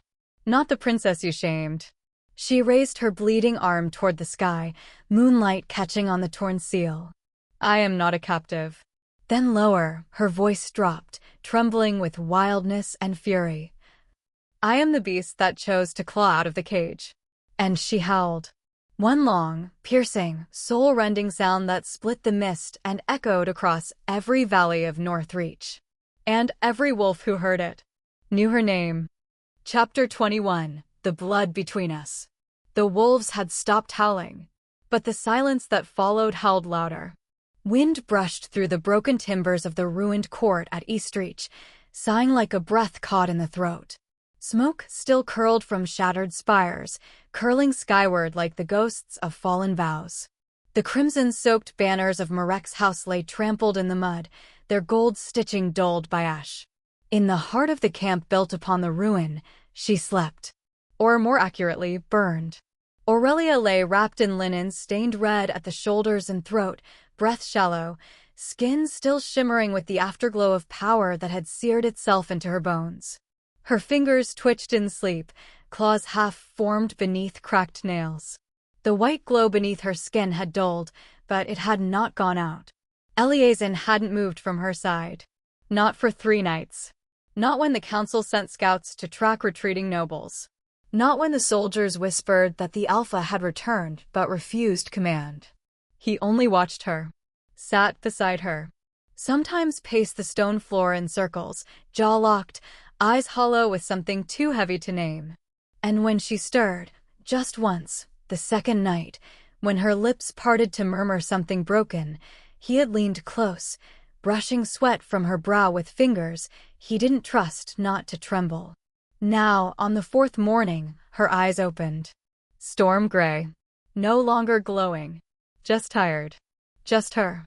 And when they met his, something inside her shuddered. She sat up slowly, wincing at the dull ache in her ribs, clutching the thin sheet to her chest. Her curls clung damply to her temples, and her lips were cracked from thirst, but the look she gave him was fireless. Frozen over. Quiet in the way all final things are quiet. I don't want your pity. Eliasin flinched. Not visibly, but in the way his breath caught and refused to be released. It's not pity. You weren't here when they chained me. Her voice was hoarse, raw as a flayed wound. You weren't here when Marek laid the seal on my skin. You weren't here when I screamed, Eliasin. When I begged. You weren't. I wasn't fast enough, he cut in low and sharp. Don't twist it into something it's not. Then what is it? She asked bitterly. You barged through fire and ash to tear down a door, but now, when I need to know why, you stand there with nothing to say? He did not move closer. She hated how much she wanted him to.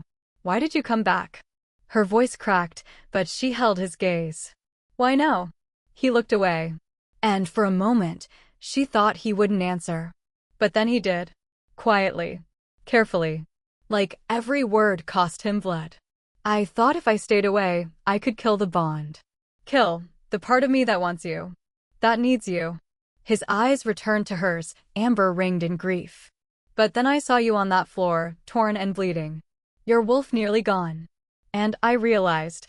He stopped. His jaw flexed. What? She whispered. What did you realize? Eliasin's hands curled into fists at his sides, veins straining beneath skin dusted in ash. That it wouldn't matter how far I ran. Or how much I told myself you didn't belong to me. Because when I saw you lying there, dying, all I could think was. A pause. Then, brokenly. Not again. The breath fled her lungs. Eliasin stepped forward slowly, as if unsure whether he was still allowed to. My mother, he said, voice now low and rough with old rusted memory, was killed by nobles. My father was already dead. I was 12. She was our last shield. And she trusted them. Trusted their treaties, their words, their promises of peace. I remember the way she screamed as they dragged her to the pyre. She didn't even fight. She believed they'd honor her blood. His hands trembled now.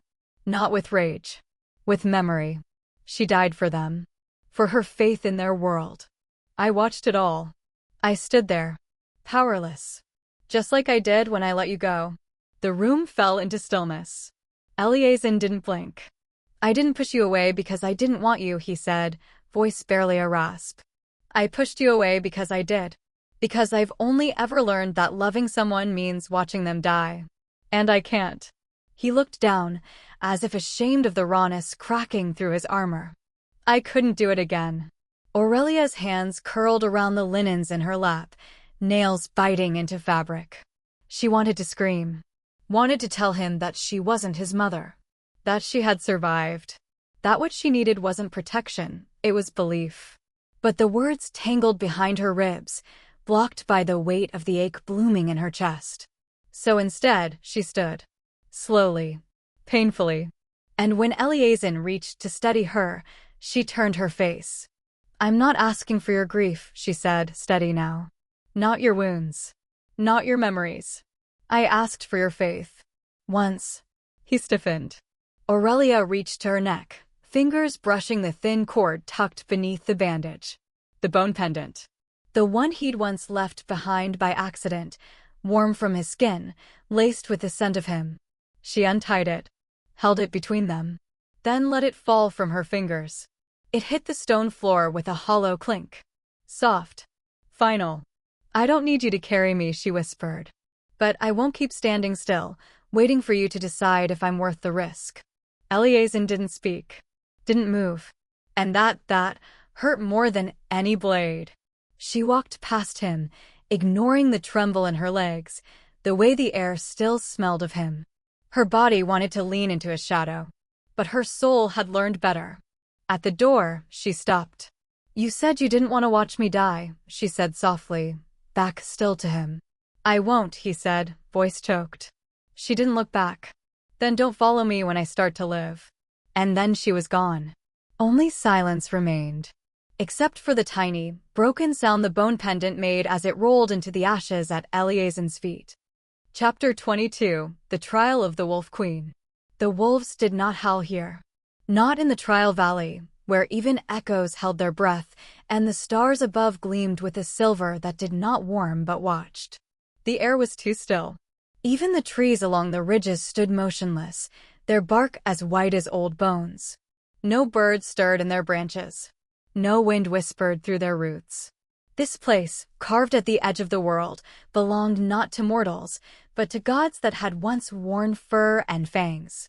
Aurelia stood at the mouth of the hollow path, cloak trailing over the moss-dark stone, her breath painting clouds into the morning frost. Behind her, the elders of the wolf clans stood in a loose crescent, silent, unmoved, ceremonial.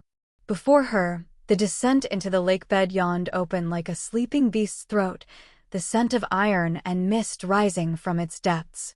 She did not tremble. Not when Severin stepped forward and pressed a cut ruby into her palm, the trial tether. Not when the tattooed envoy of the ancients emerged from the shadows in a mask of bone and moonstone, robes whispering secrets from a language older than teeth. Not even when Bran touched her shoulder and murmured, "If you fall in, there is no one who can follow." She had already fallen. And she would not return as the girl who went in. Aurelia looked at Severin. The old healer bowed, not out of pity, not even protection, but acknowledgement. She was no longer someone to be sheltered. She was the storm that would rise. Without a word, she stepped down into the hollow. The stone wound inward, deeper, darker. Each step took her further from the world of sky and fire and memory. The trial lake shimmered below, still as glass, pale as bone water, and just beneath its surface, the outlines of ancient statues slept, their mouths open in silent scream, their fingers pointing in accusation or worship. Aurelia waited in barefoot.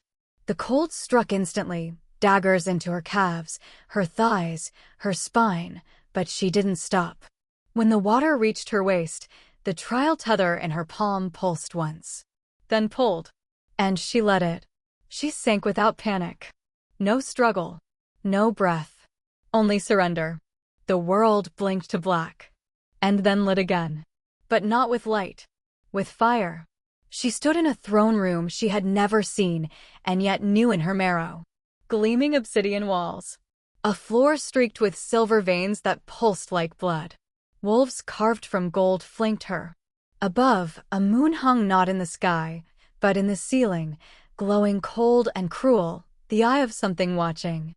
And at the far end, a throne. Eleazin sat upon it, but not as she remembered. His armor was jet dark, dripping with battle blood. His crown was not forged, but grown from bone and horn.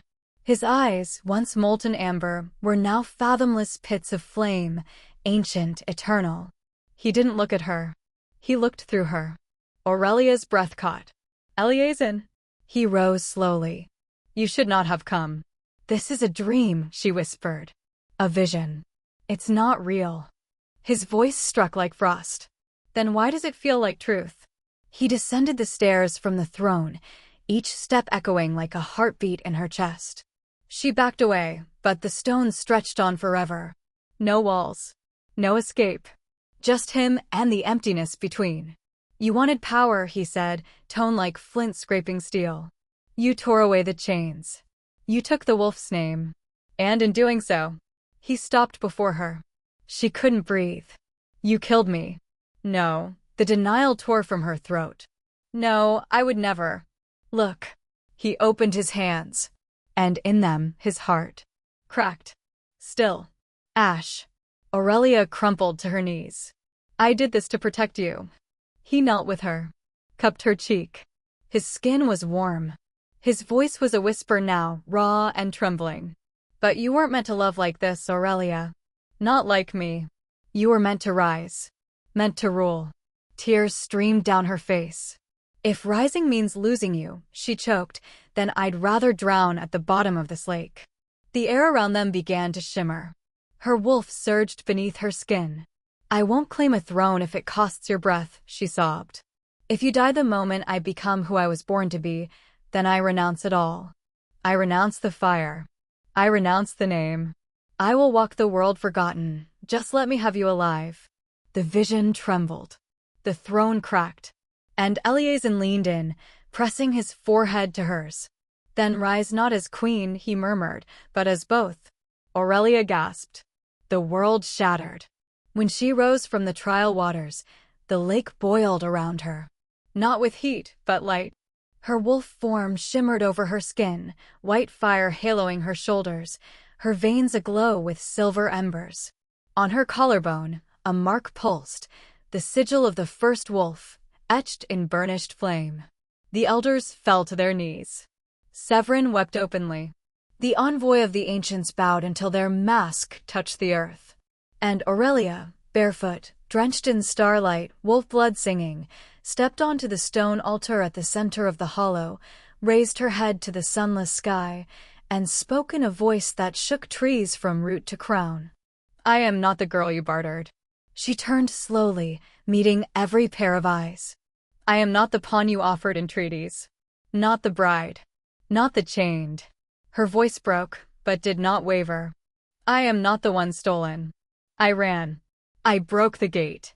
I tore through bone and fire not to be saved, but to save myself. She clenched her fists. And if I must bleed every last drop of winter blood to protect what I now claim, then I will. Her eyes glowed white-hot. I am not the princess you remember. She tilted her head back and howled. The wolves of the valley joined her.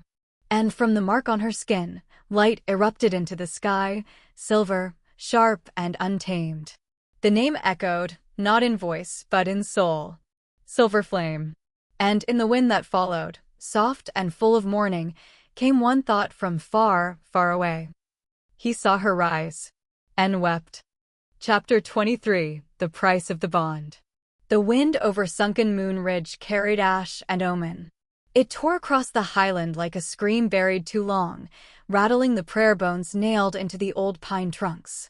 Somewhere below, the sacred grounds of the northern tribes trembled, not from quake, but from desecration. The fire came first.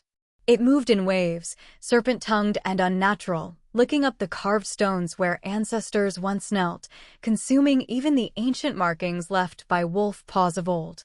The air reeked of scorched earth, burnt fur, and the singed petals of the offerings left at the foot of the flame rock. And in the middle of it all, a lone figure cut through smoke. Eleazen's dark silhouette was etched in blood and grit, his cloak torn open along the back from a blade that had missed his spine by a breath. His steps were uneven, but relentless. Each one forward, into the sea of steel and magic, was a defiance not of death, but of the man who stood at its center. Marek Solon. Golden hair untouched by soot. Fur unblemished. Smiling. "You're late," Marek drawled, standing atop the ceremonial dais like it had been built for his reign. "Or just foolish." Eleazen didn't answer. He lunged instead. The two clashed in a blaze of claws and steel. Power radiated from them both, one bred from privilege, calculated and cruel. The other from exile, raw and unyielding. But Eleazen was alone. And Marek was not. Guards closed in like a tide. Blades tore through the smog. And though Eleazen felled them, one after another, his movements grew sluggish. The crimson bloom on his left side widened.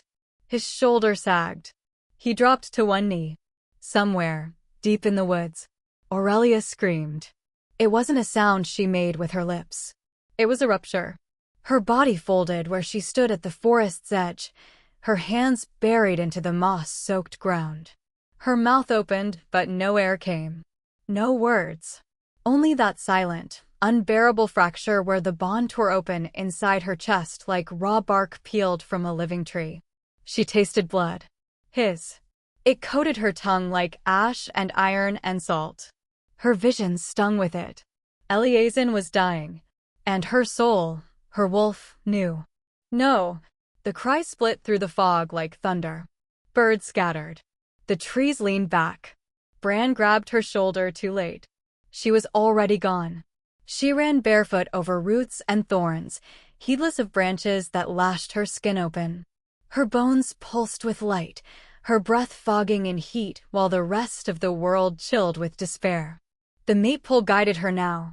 Every heartbeat not hers. Every pain not hers. Every flicker of Eleazen's life, seeping into her veins like smoke curling from a dying flame. She crested the ridge. And she saw him. Crimson pooling beneath him. Knees in the dust. Head bowed not in submission, but fading. Marek stood above, blade lifted, eyes gleaming. Aurelia's scream shattered the air.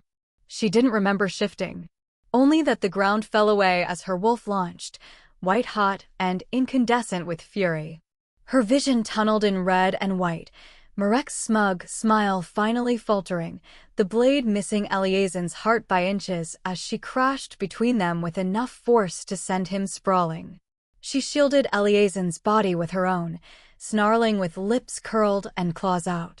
Her gown was torn, her arms lacerated, her shoulder scorched with an old burn that hadn't yet healed. And then, he opened his eyes. Barely. "Aurelia," he rasped, the sound no louder than a breath stolen by wind. "You stupid, selfish bastard," she whispered, tears streaking through soot on her cheeks. "You were just going to die here? Alone?" His hand, trembling, rose. Reached for her cheek. Fell halfway. "No, no, stay awake." She cradled his head into her lap, pressing her forehead to his. "Stay with me." "I had to stop him," he whispered. "Couldn't risk you." A sob broke from her chest. Not of weakness, but of rage. Of refusal. "No," she breathed. "I won't let it end like this." The mate bond, still unraveling between them like threads of fire, convulsed in her chest. She felt her wolf buck against her ribcage. Her mouth filled with the metallic tang of his pain. She could feel it. The flicker of his soul dimming. And in that moment, something inside her tore free. A white-hot howl blasted from her throat, one not entirely hers. It echoed across the battlefield like a beacon and a curse. Her wolf soul rose in tandem, luminous, spectral, and boundless. It screamed into the stars, clawing open the sky. The bond snapped taut, then burned. And with it came his agony. And her own. She clutched him tighter, pressing her hand to his bloodied chest. "Don't die. Please don't, Eleazen, I haven't carved you into my soul yet." And then, she kissed him. Not out of romance. Not even desperation, but invocation. Their blood mixed. Their breath mingled. His eyes fluttered. And still, nothing. Until the ground cracked beneath them. The stone altar glowed white beneath Eleazar's body. The heat beneath their joined palms surged, ancient, wild, divine. It was the call of the old moon, the howl of the first flame, the silent roar of the wolf gods who had watched too long from the shadows. And they answered. Aurelia screamed again as the bond rethreaded itself, this time, not as chain, but as flame. It surged through her back like a river of stars, poured into Eleazar's chest with a brutal grace. He arched and gasped. His lungs filled. His hand closed around her wrist. His heartbeat returned. Aurelia collapsed against him, breathless. He blinked up at her, dazed. You came. She choked a laugh. You idiot. I never left. His eyes shimmered. One tear spilled into his temple, trailing through soot and war paint. And when she leaned down again, to touch her lips to his, this time it was not an invocation. It was a vow. Chapter 24, Claimed in the Fire. The wolf god's spring shimmered beneath the dying moonlight, silent, deep, sacred. Aurelia stumbled to the water's edge, her arms wrapped around Eleazar's unmoving body. Blood streaked her arms, her gown, her throat. It wasn't all his, and it didn't matter. His weight dragged her down, but her grip only tightened. She could not feel her legs. Her chest screamed with exhaustion. Still, she didn't stop. He wasn't breathing. The light in his amber eyes had faded hours into heartbeats, but the echo of his wolf still flickered weakly against hers, like a candle fighting a storm. Dying. Not yet dead. Don't you dare, she whispered, teeth clacking as her knees met stone. The water glowed faintly under the clouded stars, silver blue and trembling. No one had touched it in decades. Legend said the first pack had sealed the soul spring with blood and prayer, binding it to the deepest oaths. Others said it took more than faith to awaken it. It took love. And surrender. Aurelia bowed her head, pressing her lips to Eleazar's temple. Then, she leapt. The water welcomed them in a silent shiver. It wasn't cold. It was everything. Pain and stars and soul song. Blood and fire and the taste of his skin when he'd kissed her with shaking hands. The second their bodies submerged beneath the surface, the spring opened. Time ruptured. And the world shattered into light. She stood in a place that wasn't real. Skyless. Boundless. Alive. The realm of the bond. Of soul and instinct and scent and need. Her bare feet brushed ash-soft ground that pulsed with distant howls. Wind stirred her curls with a heat that came from within. And before her, like a vision cut from fire, stood Eleazar. Not broken. Not bleeding. Alive. But not quite him. He stood shirtless, skin etched in ghost light, every scar glowing silver. His eyes weren't gold, they were flame. His wolf's shape shimmered behind him like a living shadow, tethered to hers. His gaze found her, and he exhaled like a man starved for breath. You came. Aurelia's voice cracked. I never left. He crossed the space between them in a single breath. And this time, there was no resistance. No shame. No breaking away. Their mouths met like storm to shore, hungry, unrelenting. His hand cradled her jaw, thumb sweeping her cheek like he could memorize the curve of her sorrow. Her arms wrapped around his shoulders, fingers digging into his back, pulling him flush to her as though she could anchor him with touch alone. Their wolves circled. Snarling. Merging. Burning. And when Eleazar pressed his brow to hers, breathless and shaking, he whispered not in words, but instinct. Mine. The response bloomed from her chest like wildfire. Yes. Yours. Always. The fire rose. Not flame, but something hotter. Wilder. Their skin pulsed with heat as spirit bled into bone. Her nails curled into his skin. He groaned low in his throat, the sound raw, guttural. His hands slid to her waist, her hips, her spine, touching not for possession, but for grounding, like he too feared this moment would vanish like dream smoke. "Aurelia," he rasped, voice hoarse, reverent. "If I hurt you." "You already did," she whispered against his throat. "Now finish it. Make it mean something." The ritual was not in the bite. It was in the offering. She bared her wrist. He didn't hesitate. His lips closed over the skin, not breaking, just anchoring. She gasped. The wolf inside her flared. Her knees buckled. Her body arched against his as the bond surged forward, bursting like molten gold through every vein. Their heartbeats synced. Their scents wove together in the air, his sharp pine and store fire, hers crushed petals and ancient stone. Then, the bite. Not violent. Not cruel. Acclaiming. His teeth pierced just deep enough. Enough to bind. Enough to make her his.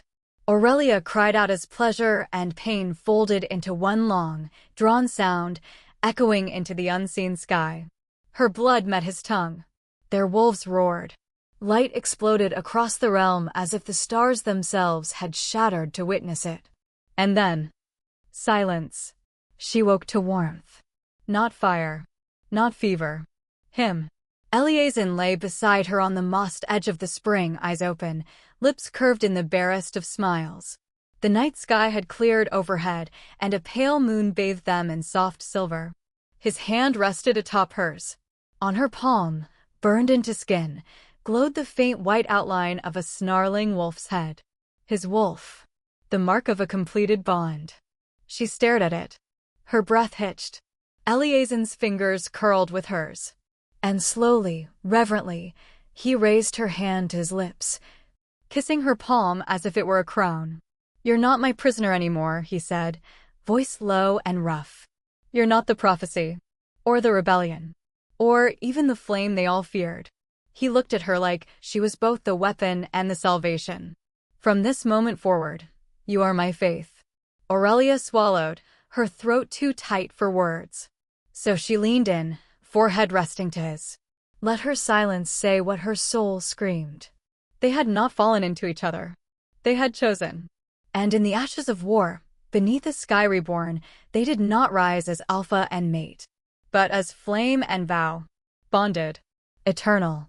Two wolves who had burned the world just to find each other. Chapter 25. The Alpha and His Fire. The snow had stopped falling. For the first time in weeks, the sky over Northreach stood unbroken, like the glass of an ancient lake, deep, clean, and breathlessly still. Atop the Windsong Plateau, where the oldest stones bore the weight of odes older than language, the wolves of the scattered clans gathered. Fur cloaks rustled. Iron helms gleamed dully in the half-light. Elders of the Broken Fong. Warriors of the Frostborn. Even the last two high-bloods of the Cragwood came, grudging, wary, but present. And there, in the eye of it all, stood Aurelia. She wore no crown. She did not need one. Her hair blew wild in the wind, flame against the pale stone. The collar of her cloak, made not of gold, but of deep storm gray wolf pelt, framed the sharpness of her chin, the fire in her eyes. At her side stood Eleazin, no longer the exile, no longer the shadow alpha. Just him. His hand in hers. A mate. A war-born flame. They did not kneel. They walked the steps of the flame-crest altar together, silent as dawn. Behind them, the torches of the tribes formed a circle wide as the plateau. When Eleazin stopped, Aurelia stepped forward. And the world waited. She looked out, not down. She met the eyes of the old and the young, the wary and the bold. Her voice, when it rose, carried like the first crack of lightning across a winter sky. I do not come to reclaim what was taken from me. I come to name what never belonged to anyone but myself. No one spoke. She drew a slow breath. For too long, the bloodline I was born into meant chains. They said I belonged in a tower, in a ceremony, in a man's future. That I was a daughter of treaties and titles. She turned to glance at Eleazin. His lips parted, but he said nothing. He only looked at her the way storms watch fire, like it could swallow the world. Her voice shook, but it did not break. I am none of that. I am not the princess in the tower. I am not the weapon forged by men. I am the fire that burned the tower. I chose my bond. I chose this path. And today, I choose to lead not with dominion, but with fury and flame and love. A murmur rippled. But it wasn't doubt. It was awe. She turned, offering her hand to Eleazar. Slowly, reverently, he took it. And he bowed, not to her power, but to her choice. Then he stepped forward. When he spoke, his voice was deeper, quieter. The kind of quiet that bent stone. I spent half my life in exile because I was born with the wrong name. I thought my rage would be the only thing I'd ever rule. He looked at her, and his next words weren't meant for the crowd. But she changed that. You changed that. Turning to the gathered tribes, he said, I will no longer lead alone. I am no longer Alpha of the broken. I am Alpha of the reborn. And if any wolf in this land seeks to stand against her, they will stand against me. The air held its breath. Then howl. One. Then another. A ripple of throats lifted to the sky, ancient and wild and full of blood oaths. The North had made its choice. That night, the torches lit the horizon. The old pyres of mourning were fed not with death, but with relics of the old order, golden chains, false seals, fragments of broken sigils. Aurelia watched from the edge of the flame-crest summit, her back to the fire, her face lit by its reflection. Eleazar stood behind her. Not crowding. Not commanding. Just there. Like he always was. You knew I'd never kneel, she murmured. He stepped closer, warmth brushing her spine like a living shadow. I didn't want a queen who would. I wanted the one who'd burn the throne. She turned then, slow and deliberate. Their eyes met, and for once, there were no walls. No armor. No need for denial. She stepped into him, her hands resting on his chest, over the heartbeat that had once stopped for her.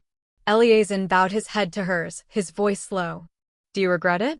No, her breath ghosted against his lips. I was always meant to bleed for something. I'm only glad it was you.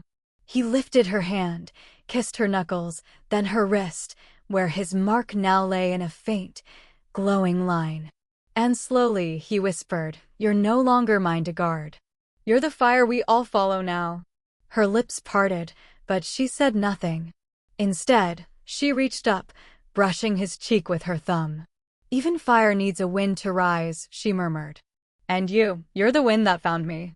Later, as the fires died low and the stars wheeled overhead, Aurelia stood alone before the altar stones. Snow began to fall again. Quiet. Gentle. Like blessing. She touched the mark at her wrist. The bite that no longer burned, but breathed.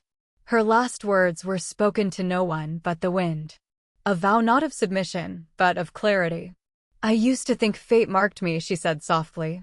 That all of this, the chains, the fire, even him, were things I had to escape. Her fingers curled at her side. But now I know the truth. A breath. A smile. Small. Fierce. It was never his bite that made me his. It was me. Choosing it. Chapter 26. The Scars They Bear. The snow along the border had not melted, but it had stilled.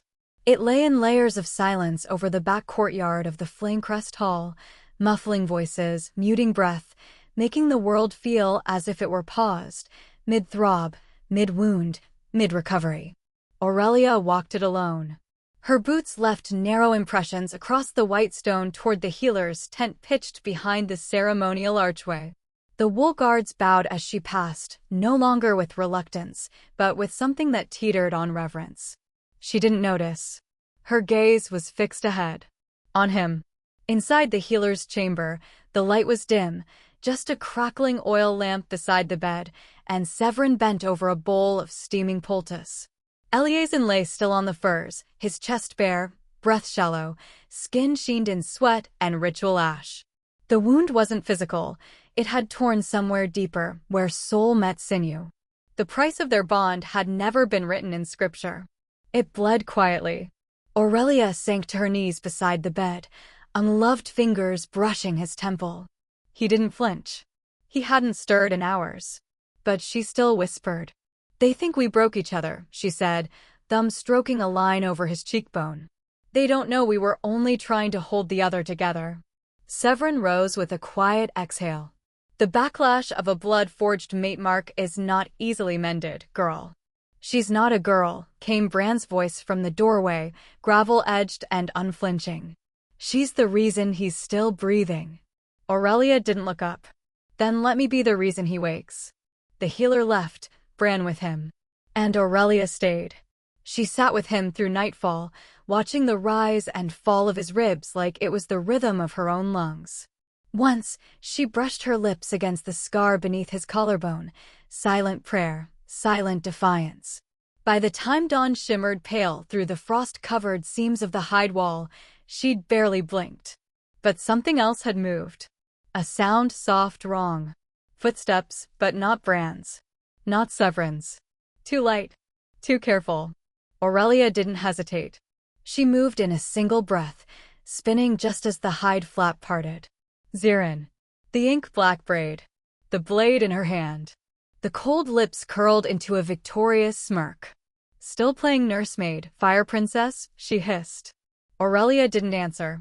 She didn't need to. The dagger gleamed as it lifted, but it never met its mark. Aurelia surged forward, catching Zirin's wrist mid-swing and twisting. Bones cracked. The other woman shrieked, but Aurelia moved like instinct, like wildfire, driving her into the pillar with a force that sent snow tumbling from the ceiling. Zirin raised her free hand to claw. Aurelia bit her. Teeth tore into flesh, not to kill, but to silence. To mark. To end. Zirin crumpled. And when the guards came rushing, Aurelia was standing over the would-be assassin, chest heaving, crimson blooming across her sleeve. She didn't look shaken. She looked sovereign. Later that morning, the hall's courtyard was thick with voices. Whispers of dissent. Of weakness. She draws enemies to her bed. A female alpha only draws blood. His wound weakens her reign. The words slid between walls, shadows, wind. And Aurelia, newly cloaked, with her hair braided in warlands and her mate's blood still on her skin, stepped onto the stone dais beneath the frost thorn arch and let them speak. Until she raised her hand. And silence fell like a dropped blade. She met the eyes of each elder, each whispering wool guard, each uncertain youngling on the steps. Then she said, clearly, let there be no mistake. Her voice cracked against the air like fire meeting ice. I do not reign because I was chosen. I reign because I chose. They waited.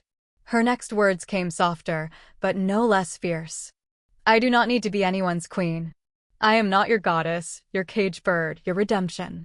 I am my own flame. A wind caught the edge of her cloak, and her shadow on the snow flared like the wings of a star-kissed beast. I bleed and I rise. I burn and I remain. You think weakness lies in bearing love? Then you have never seen a mate claw her way through the dead for one man's heartbeat. No one spoke. But they didn't need to. Severin stepped forward then, leaning on his carved staff. She is the prophecy, whether you feared her or not. And that prophecy was never meant to wear a man's title. She is her own name, he finished, with an old, wolf-born smile. And that is enough. That night, she returned to Eliason. He had woken. Not with words, but with a sound. A rough inhale. A broken groan. She was beside him in a heartbeat, her palm finding his. He turned his head toward her. His eyes were heavy, dim with exhaustion, but they found her. Only her. She leaned down. He didn't kiss her lips. He kissed her palm. Slowly. Like it was a vow. You're alive, she breathed, unable to stop the tremble. His voice was wrecked, little more than heat and ruin. You pulled me back. She touched his face, cupping it. I would have burned through the whole world to do it. His fingers curled around hers. And then, in the quiet, he said something that undid her more than any vow of mating ever could. You're not just my mate, Aurelia. A pause. A breath. You're my wish. Chapter 27, The War Behind the Mask. The wind across the east border tasted of old ash. Not fresh burned, not wild, but ancient. The kind of cinder that buried itself in bone, in stories whispered to pups before they were old enough to shift, the kind of fire that pretended to have died but still smoldered under blackened earth. That was where she rode now, alone. Aurelia's cloak snapped behind her like wings carved from flame as she moved through the hollow of pines, each hoofbeat thudding low against frostbitten ground. No guards. No liaison. Only a single wolf running beneath her skin, no longer silenced. They had sent a message under the seal of her bloodline. The wax bore the twisted sigil of the Wynter house, her father's crest, long desecrated. Marek lives. The sullen name is not dead. He calls you to witness. Or to burn. And so she came. Not as a captive. Not as a bride. Not even as a queen. But as firewalking. The ruins of the eastern city rose like broken ribs from the forest floor, half swallowed by root and moss, by time and treachery. It was here, years ago, that the last great blood tribunal had stood in marble and gold. Now it stood in ruin. She dismounted on the cracked stones of what had once been a palace threshold. Her steps echoed into the hollow corridors, no torchlight, only moon pouring through a broken arch above. And then, came a voice, velvet and unclean. You do know how to make an entrance, Aurelia. She turned slowly. Marek stood beneath a collapsed archway. Alive. Unscarred. As if the last war had not touched him at all. His hair was tied back in a sleek knot, his black furs pristine, and his smile wore the familiarity of a knife once used in worship. Aurelia did not blink. I see you traded truth for survival. He took a step forward. I did what all kings must do, little flame. I waited. Let the world think me ash until it needed warmth again. She let him come closer. Close enough that she could smell the lie in his pheromones. Marek, she said, voice low and steady, the last time we met, you tried to seal me in chains of blood. Chains, he scoffed lightly. No, darling. I offered you eternity. Glory. Rule. You offered me silence, she corrected. And I was never born to whisper. He smiled wider. Then you came here to kill me, is that it? No, she said. I came to end what your mask has shielded too long. From her cloak, she drew the bone pendant carved with the sigil of the flame crest, a wolf's head split with a burning crown. She held it forward like a judgment rendered. I came as the sovereign of the North. Not to negotiate. To sentence. For a breath, he paused. A flicker of something beneath the arrogance, recognition, maybe, or rage that she had risen instead of shattered. So be it, he said darkly. But remember what you are, Aurelia. A child carved by noble hands. A daughter of legacy. Your wolf howls only because I woke it. She stepped forward. One step. One word. No. Her eyes flared silver white. You never woke her. You tried to cage her. You dragged her into your halls, dressed her in silk, and told her to kneel. But it wasn't your voice that woke my wolf. She ripped open the collar of her tunic. And there, beneath her throat, blazed the mark of the mate bond, Eliazin's wolf, carved in light and flame. She rose the moment someone dared to love her without trying to own her. Marek's face twisted. You speak of love, yet you think it will protect you from war? I don't want protection, she said. I want truth. And here's yours. She stepped into the center of the broken throne room, where moonlight and ruin wove together like prophecy. You used chains to hold power. I used my teeth to rip mine free. Then, soft and lethal. You cannot leash a creature born to burn. A gust of wind howled through the ruins like a howl of judgment. And she delivered the final blow with a voice full of steel. You used to call me a flame to be tended. I am no longer your fire to warm yourself by, Marek. I am the blaze that will erase your name from the stones. She left without waiting for his reply. Let him scream. Let him rage. The pines swallowed her figure, and in her chest, the wolf settled, not with fury, but with peace. A quiet, still knowing that power was not taken from her. It had always been hers. At the council table 2 days later, her cloak still smelled of old ash. Bran was the first to speak when she returned. He lives. Aurelia nodded. But not for long. The room fell quiet. Then Severin rose, eyes shining like stars in a storm. "Did you end it?" "No," she said. "I ended him. What comes after is ours to write."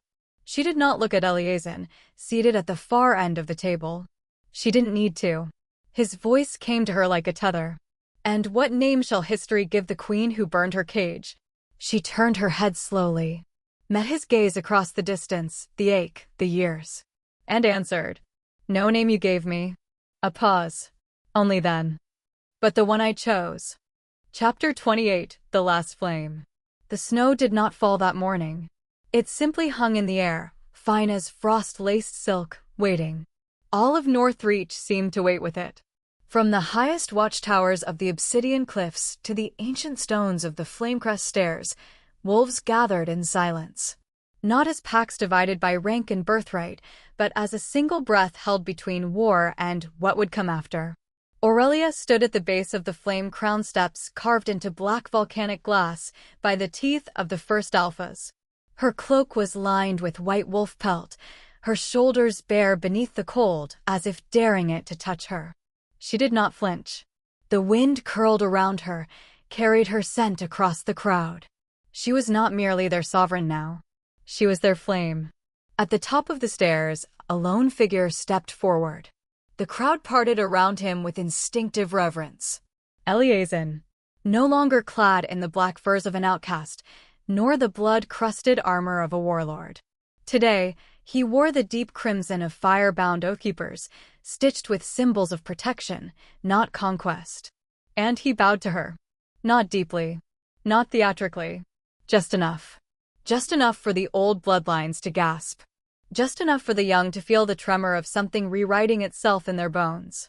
"My name," Eleazar said, voice clear and edged like obsidian, "once cursed these stones." His eyes met the gathered elders, the rebels, the survivors. His voice did not tremble, but there was something raw in its center. Something real.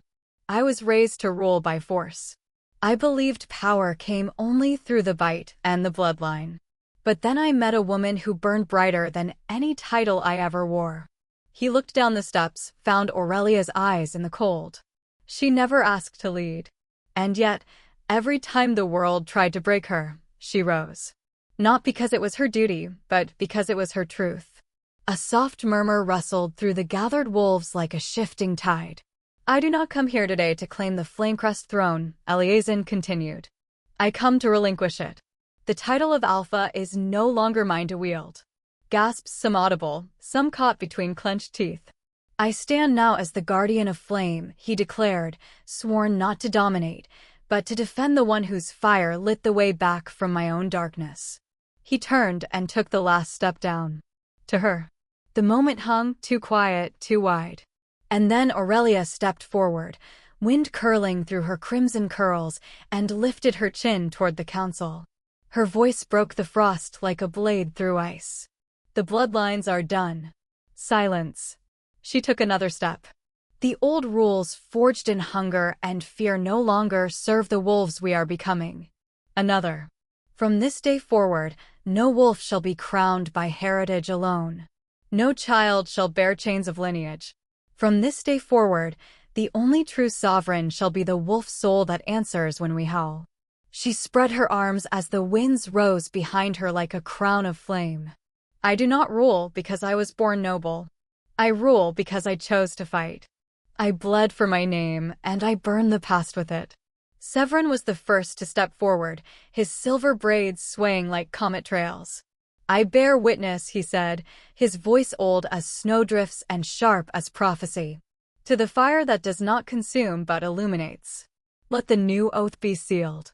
From the base of the pillar, he lifted a ceremonial blade carved from the tooth of a moon-blind wolf. Its hilt bore 2 hollows, for 2 hands. Eleazar reached first. Then Aurelia. Together, they pressed their palms against the hilt and whispered the words not written in any scroll. Not by blood. Not by law. By fire. By choice. By soul. The blade flared. So did the runes beneath their feet. White fire, clean, blinding, ancient, shot upward in a spiraling pillar that wove through the air like the breath of the gods. And when it faded, each of their foreheads bore a mirrored mark. His, her flame. Hers, his wolf. Twin marks of the flame oath. The bond of equals. The symbol of a world unshackled. The wolves howled. It was not ceremonial. It was not rehearsed. It rose wild and ungoverned, from throat to throat, from mountaintop to root-deep den. It echoed across the stone, into the trees, down to the sacred hollows where the first wolves were born. And then, Aurelia turned to Eleazar. He looked at her not as a queen, not as a legend, not even as a mate, but as a woman who had set herself ablaze and walked through every ruin to claim herself. "My king," she whispered. He stepped closer. "My flame," he murmured back. They didn't kiss. Not here. Not now.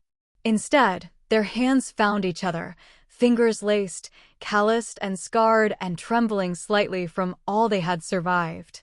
And in the quiet between the howls, he leaned in just enough to breathe it against her temple.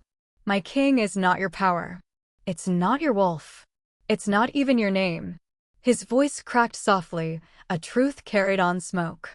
"It's the moment you stood alone on the hill and made the world listen." Chapter 29, The Mating Moon. There were no trumpets. No crowds. Only the hush of ancient trees and the silver breath of moonlight painting the clearing in whispers. The war had ended. The oaths had been rewritten. Bloodlines broken, reformed by soul instead of lineage. They had burned the old ways to ash together, but tonight was not for the world. It was for them. Aurelia stood at the edge of the wolf god's spring, its waters black as obsidian, kissed only by the light of the full moon that floated low and impossibly round above the forest canopy. The trees bowed around it like silent sentinels, their frost-laced limbs keeping the world at bay. She wore no crown, no ceremonial silk. Only a loose wrap of dark fur across her shoulders, slipping with every step. And he, Eleazar, waited by the stone altar where the first mates of legend were said to have made their soul bond in fire and water. His chest was bare, his skin still marked from battle and healing, but it was the way he looked at her, like she was not a queen, nor a prophecy fulfilled, but simply his, that undressed her more than the wind ever could. She stepped closer, the pine needles soft beneath her feet, her scent mingling with his already thick in the air, amber and crushed ember, sage and heat. The resonance started between them before she even touched him. The mate bond wasn't just a tether. It was a pull beneath the skin, a hum in the marrow, a promise that asked for no permission. "You're sure?" she asked, her voice low, aching with too much softness. "We've already done everything the old world demanded of us. You don't know this." "I'm not here to complete an old rite," Eleazar interrupted, his voice quiet thunder. "I'm here to offer you my soul again. This time with no blood behind me. No war ahead." She swallowed. Her hands trembled slightly as she reached up and touched the scar along his shoulder, the one her wolf had once threatened to rip open in rebellion. Now she leaned into it. Into him. He closed his eyes at her touch, his jaw flexing, not with tension, but restraint. Always restraint with him. He never took, only gave. Even when she burned for him. Their foreheads pressed together, and the world narrowed. "Then we do this not as rulers," she whispered, her breath catching on his, "but as wolves. As chosen. As fire and flame," he returned, "as flesh and soul." The spring steamed as they stepped into it together, hand in hand.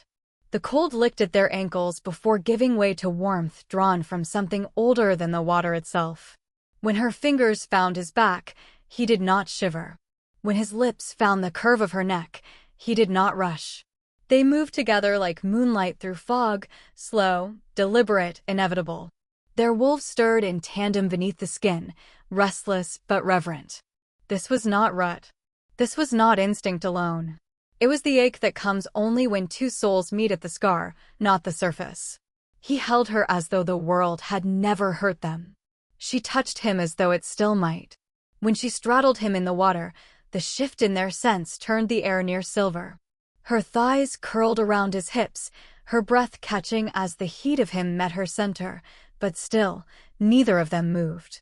Not yet, because this moment deserved reverence.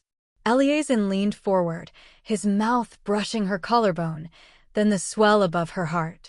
"You're not mine," he murmured, voice raw. "You never were." Aurelia cupped his face, nails grazing his jaw as she tilted his head until their eyes met. Storm gray to molten amber. "No," she whispered. "But I choose to be." And then she sank down onto him with a sound too broken to be called a moan. It was surrender. The spring rippled around them. Her spine arched as he filled her, slow and impossibly deep, his hands steadying her hips as if anchoring both of them to the now. The bond flared. A current shot between their hearts, their skin, their wolves. She gasped as her soul jolted forward, seeking his in a blaze of white fire. He growled low, not with dominance, but with reverence. "Breathe, Lyra," he whispered in old tongue. "My light." She did.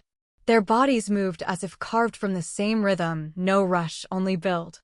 Her hands pressed his chest, her mouth falling open as he lifted his hips to meet her again and again, each stroke deeper, more patient, more devastating. The connection wasn't just flesh. It was knowing. The way he cupped the back of her head when she broke apart above him.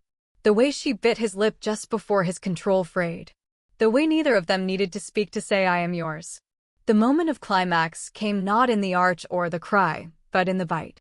Aurelia's lips trembled against his shoulder, and for the first time, he didn't flinch. She bit. Not savagely. Not to claim. But to mark. A kiss with teeth. "This isn't to bind you," she breathed against his skin, voice wrecked and holy. "This is to mark my choice." And as her teeth broke skin, his soul flooded hers. White fire roared through both of them. Not pain. Not loss. Just truth. Raw and beautiful and infinite. They collapsed into each other, still half submerged in the sacred spring, the water glowing faintly where their skin touched. His thumb stroked along her spine, trembling slightly. "You chose me," he whispered, voice hoarse. "I did," she answered, curling into his chest, "and I'll choose you again tomorrow. Even if I fall. Even if you burn." He kissed her temple, then her brow, then the edge of her lips. "And if the moon ever forgets to rise," he murmured, "I'll set it on fire just to find you in the dark." Chapter 30. The Kingdom They Built. Snow fell like silence over the highlands. Not the brutal, stinging snow of war-torn winters, but soft, slow-drifting flakes that shimmered gold where they touched firelight. The sky above the flame-crest plateau stretched in endless violet and ash, the stars blinking like distant eyes finally unburdened from watching grief. Aurelia stood at the edge of the rebuilt Wolfire Terrace, where once only ruin remained. Beneath her bare feet, the obsidian stones had been reset with silver-veined runes, pulsing faintly in time with her breath. She no longer wore armor. No crown of ash, no cloak of furs stitched from the fallen. Only a robe of deep crimson silk, cinched at her waist with a simple braid of pale leather. Behind her, the great hall rose anew, no longer a throne room, but a gathering place. Open. Warm. Filled with laughter, not edicts. Songs echoed faintly, carried by wind across the high plateau, where children chased one another between torch-lit pylons and wolfkind ran freely beside them.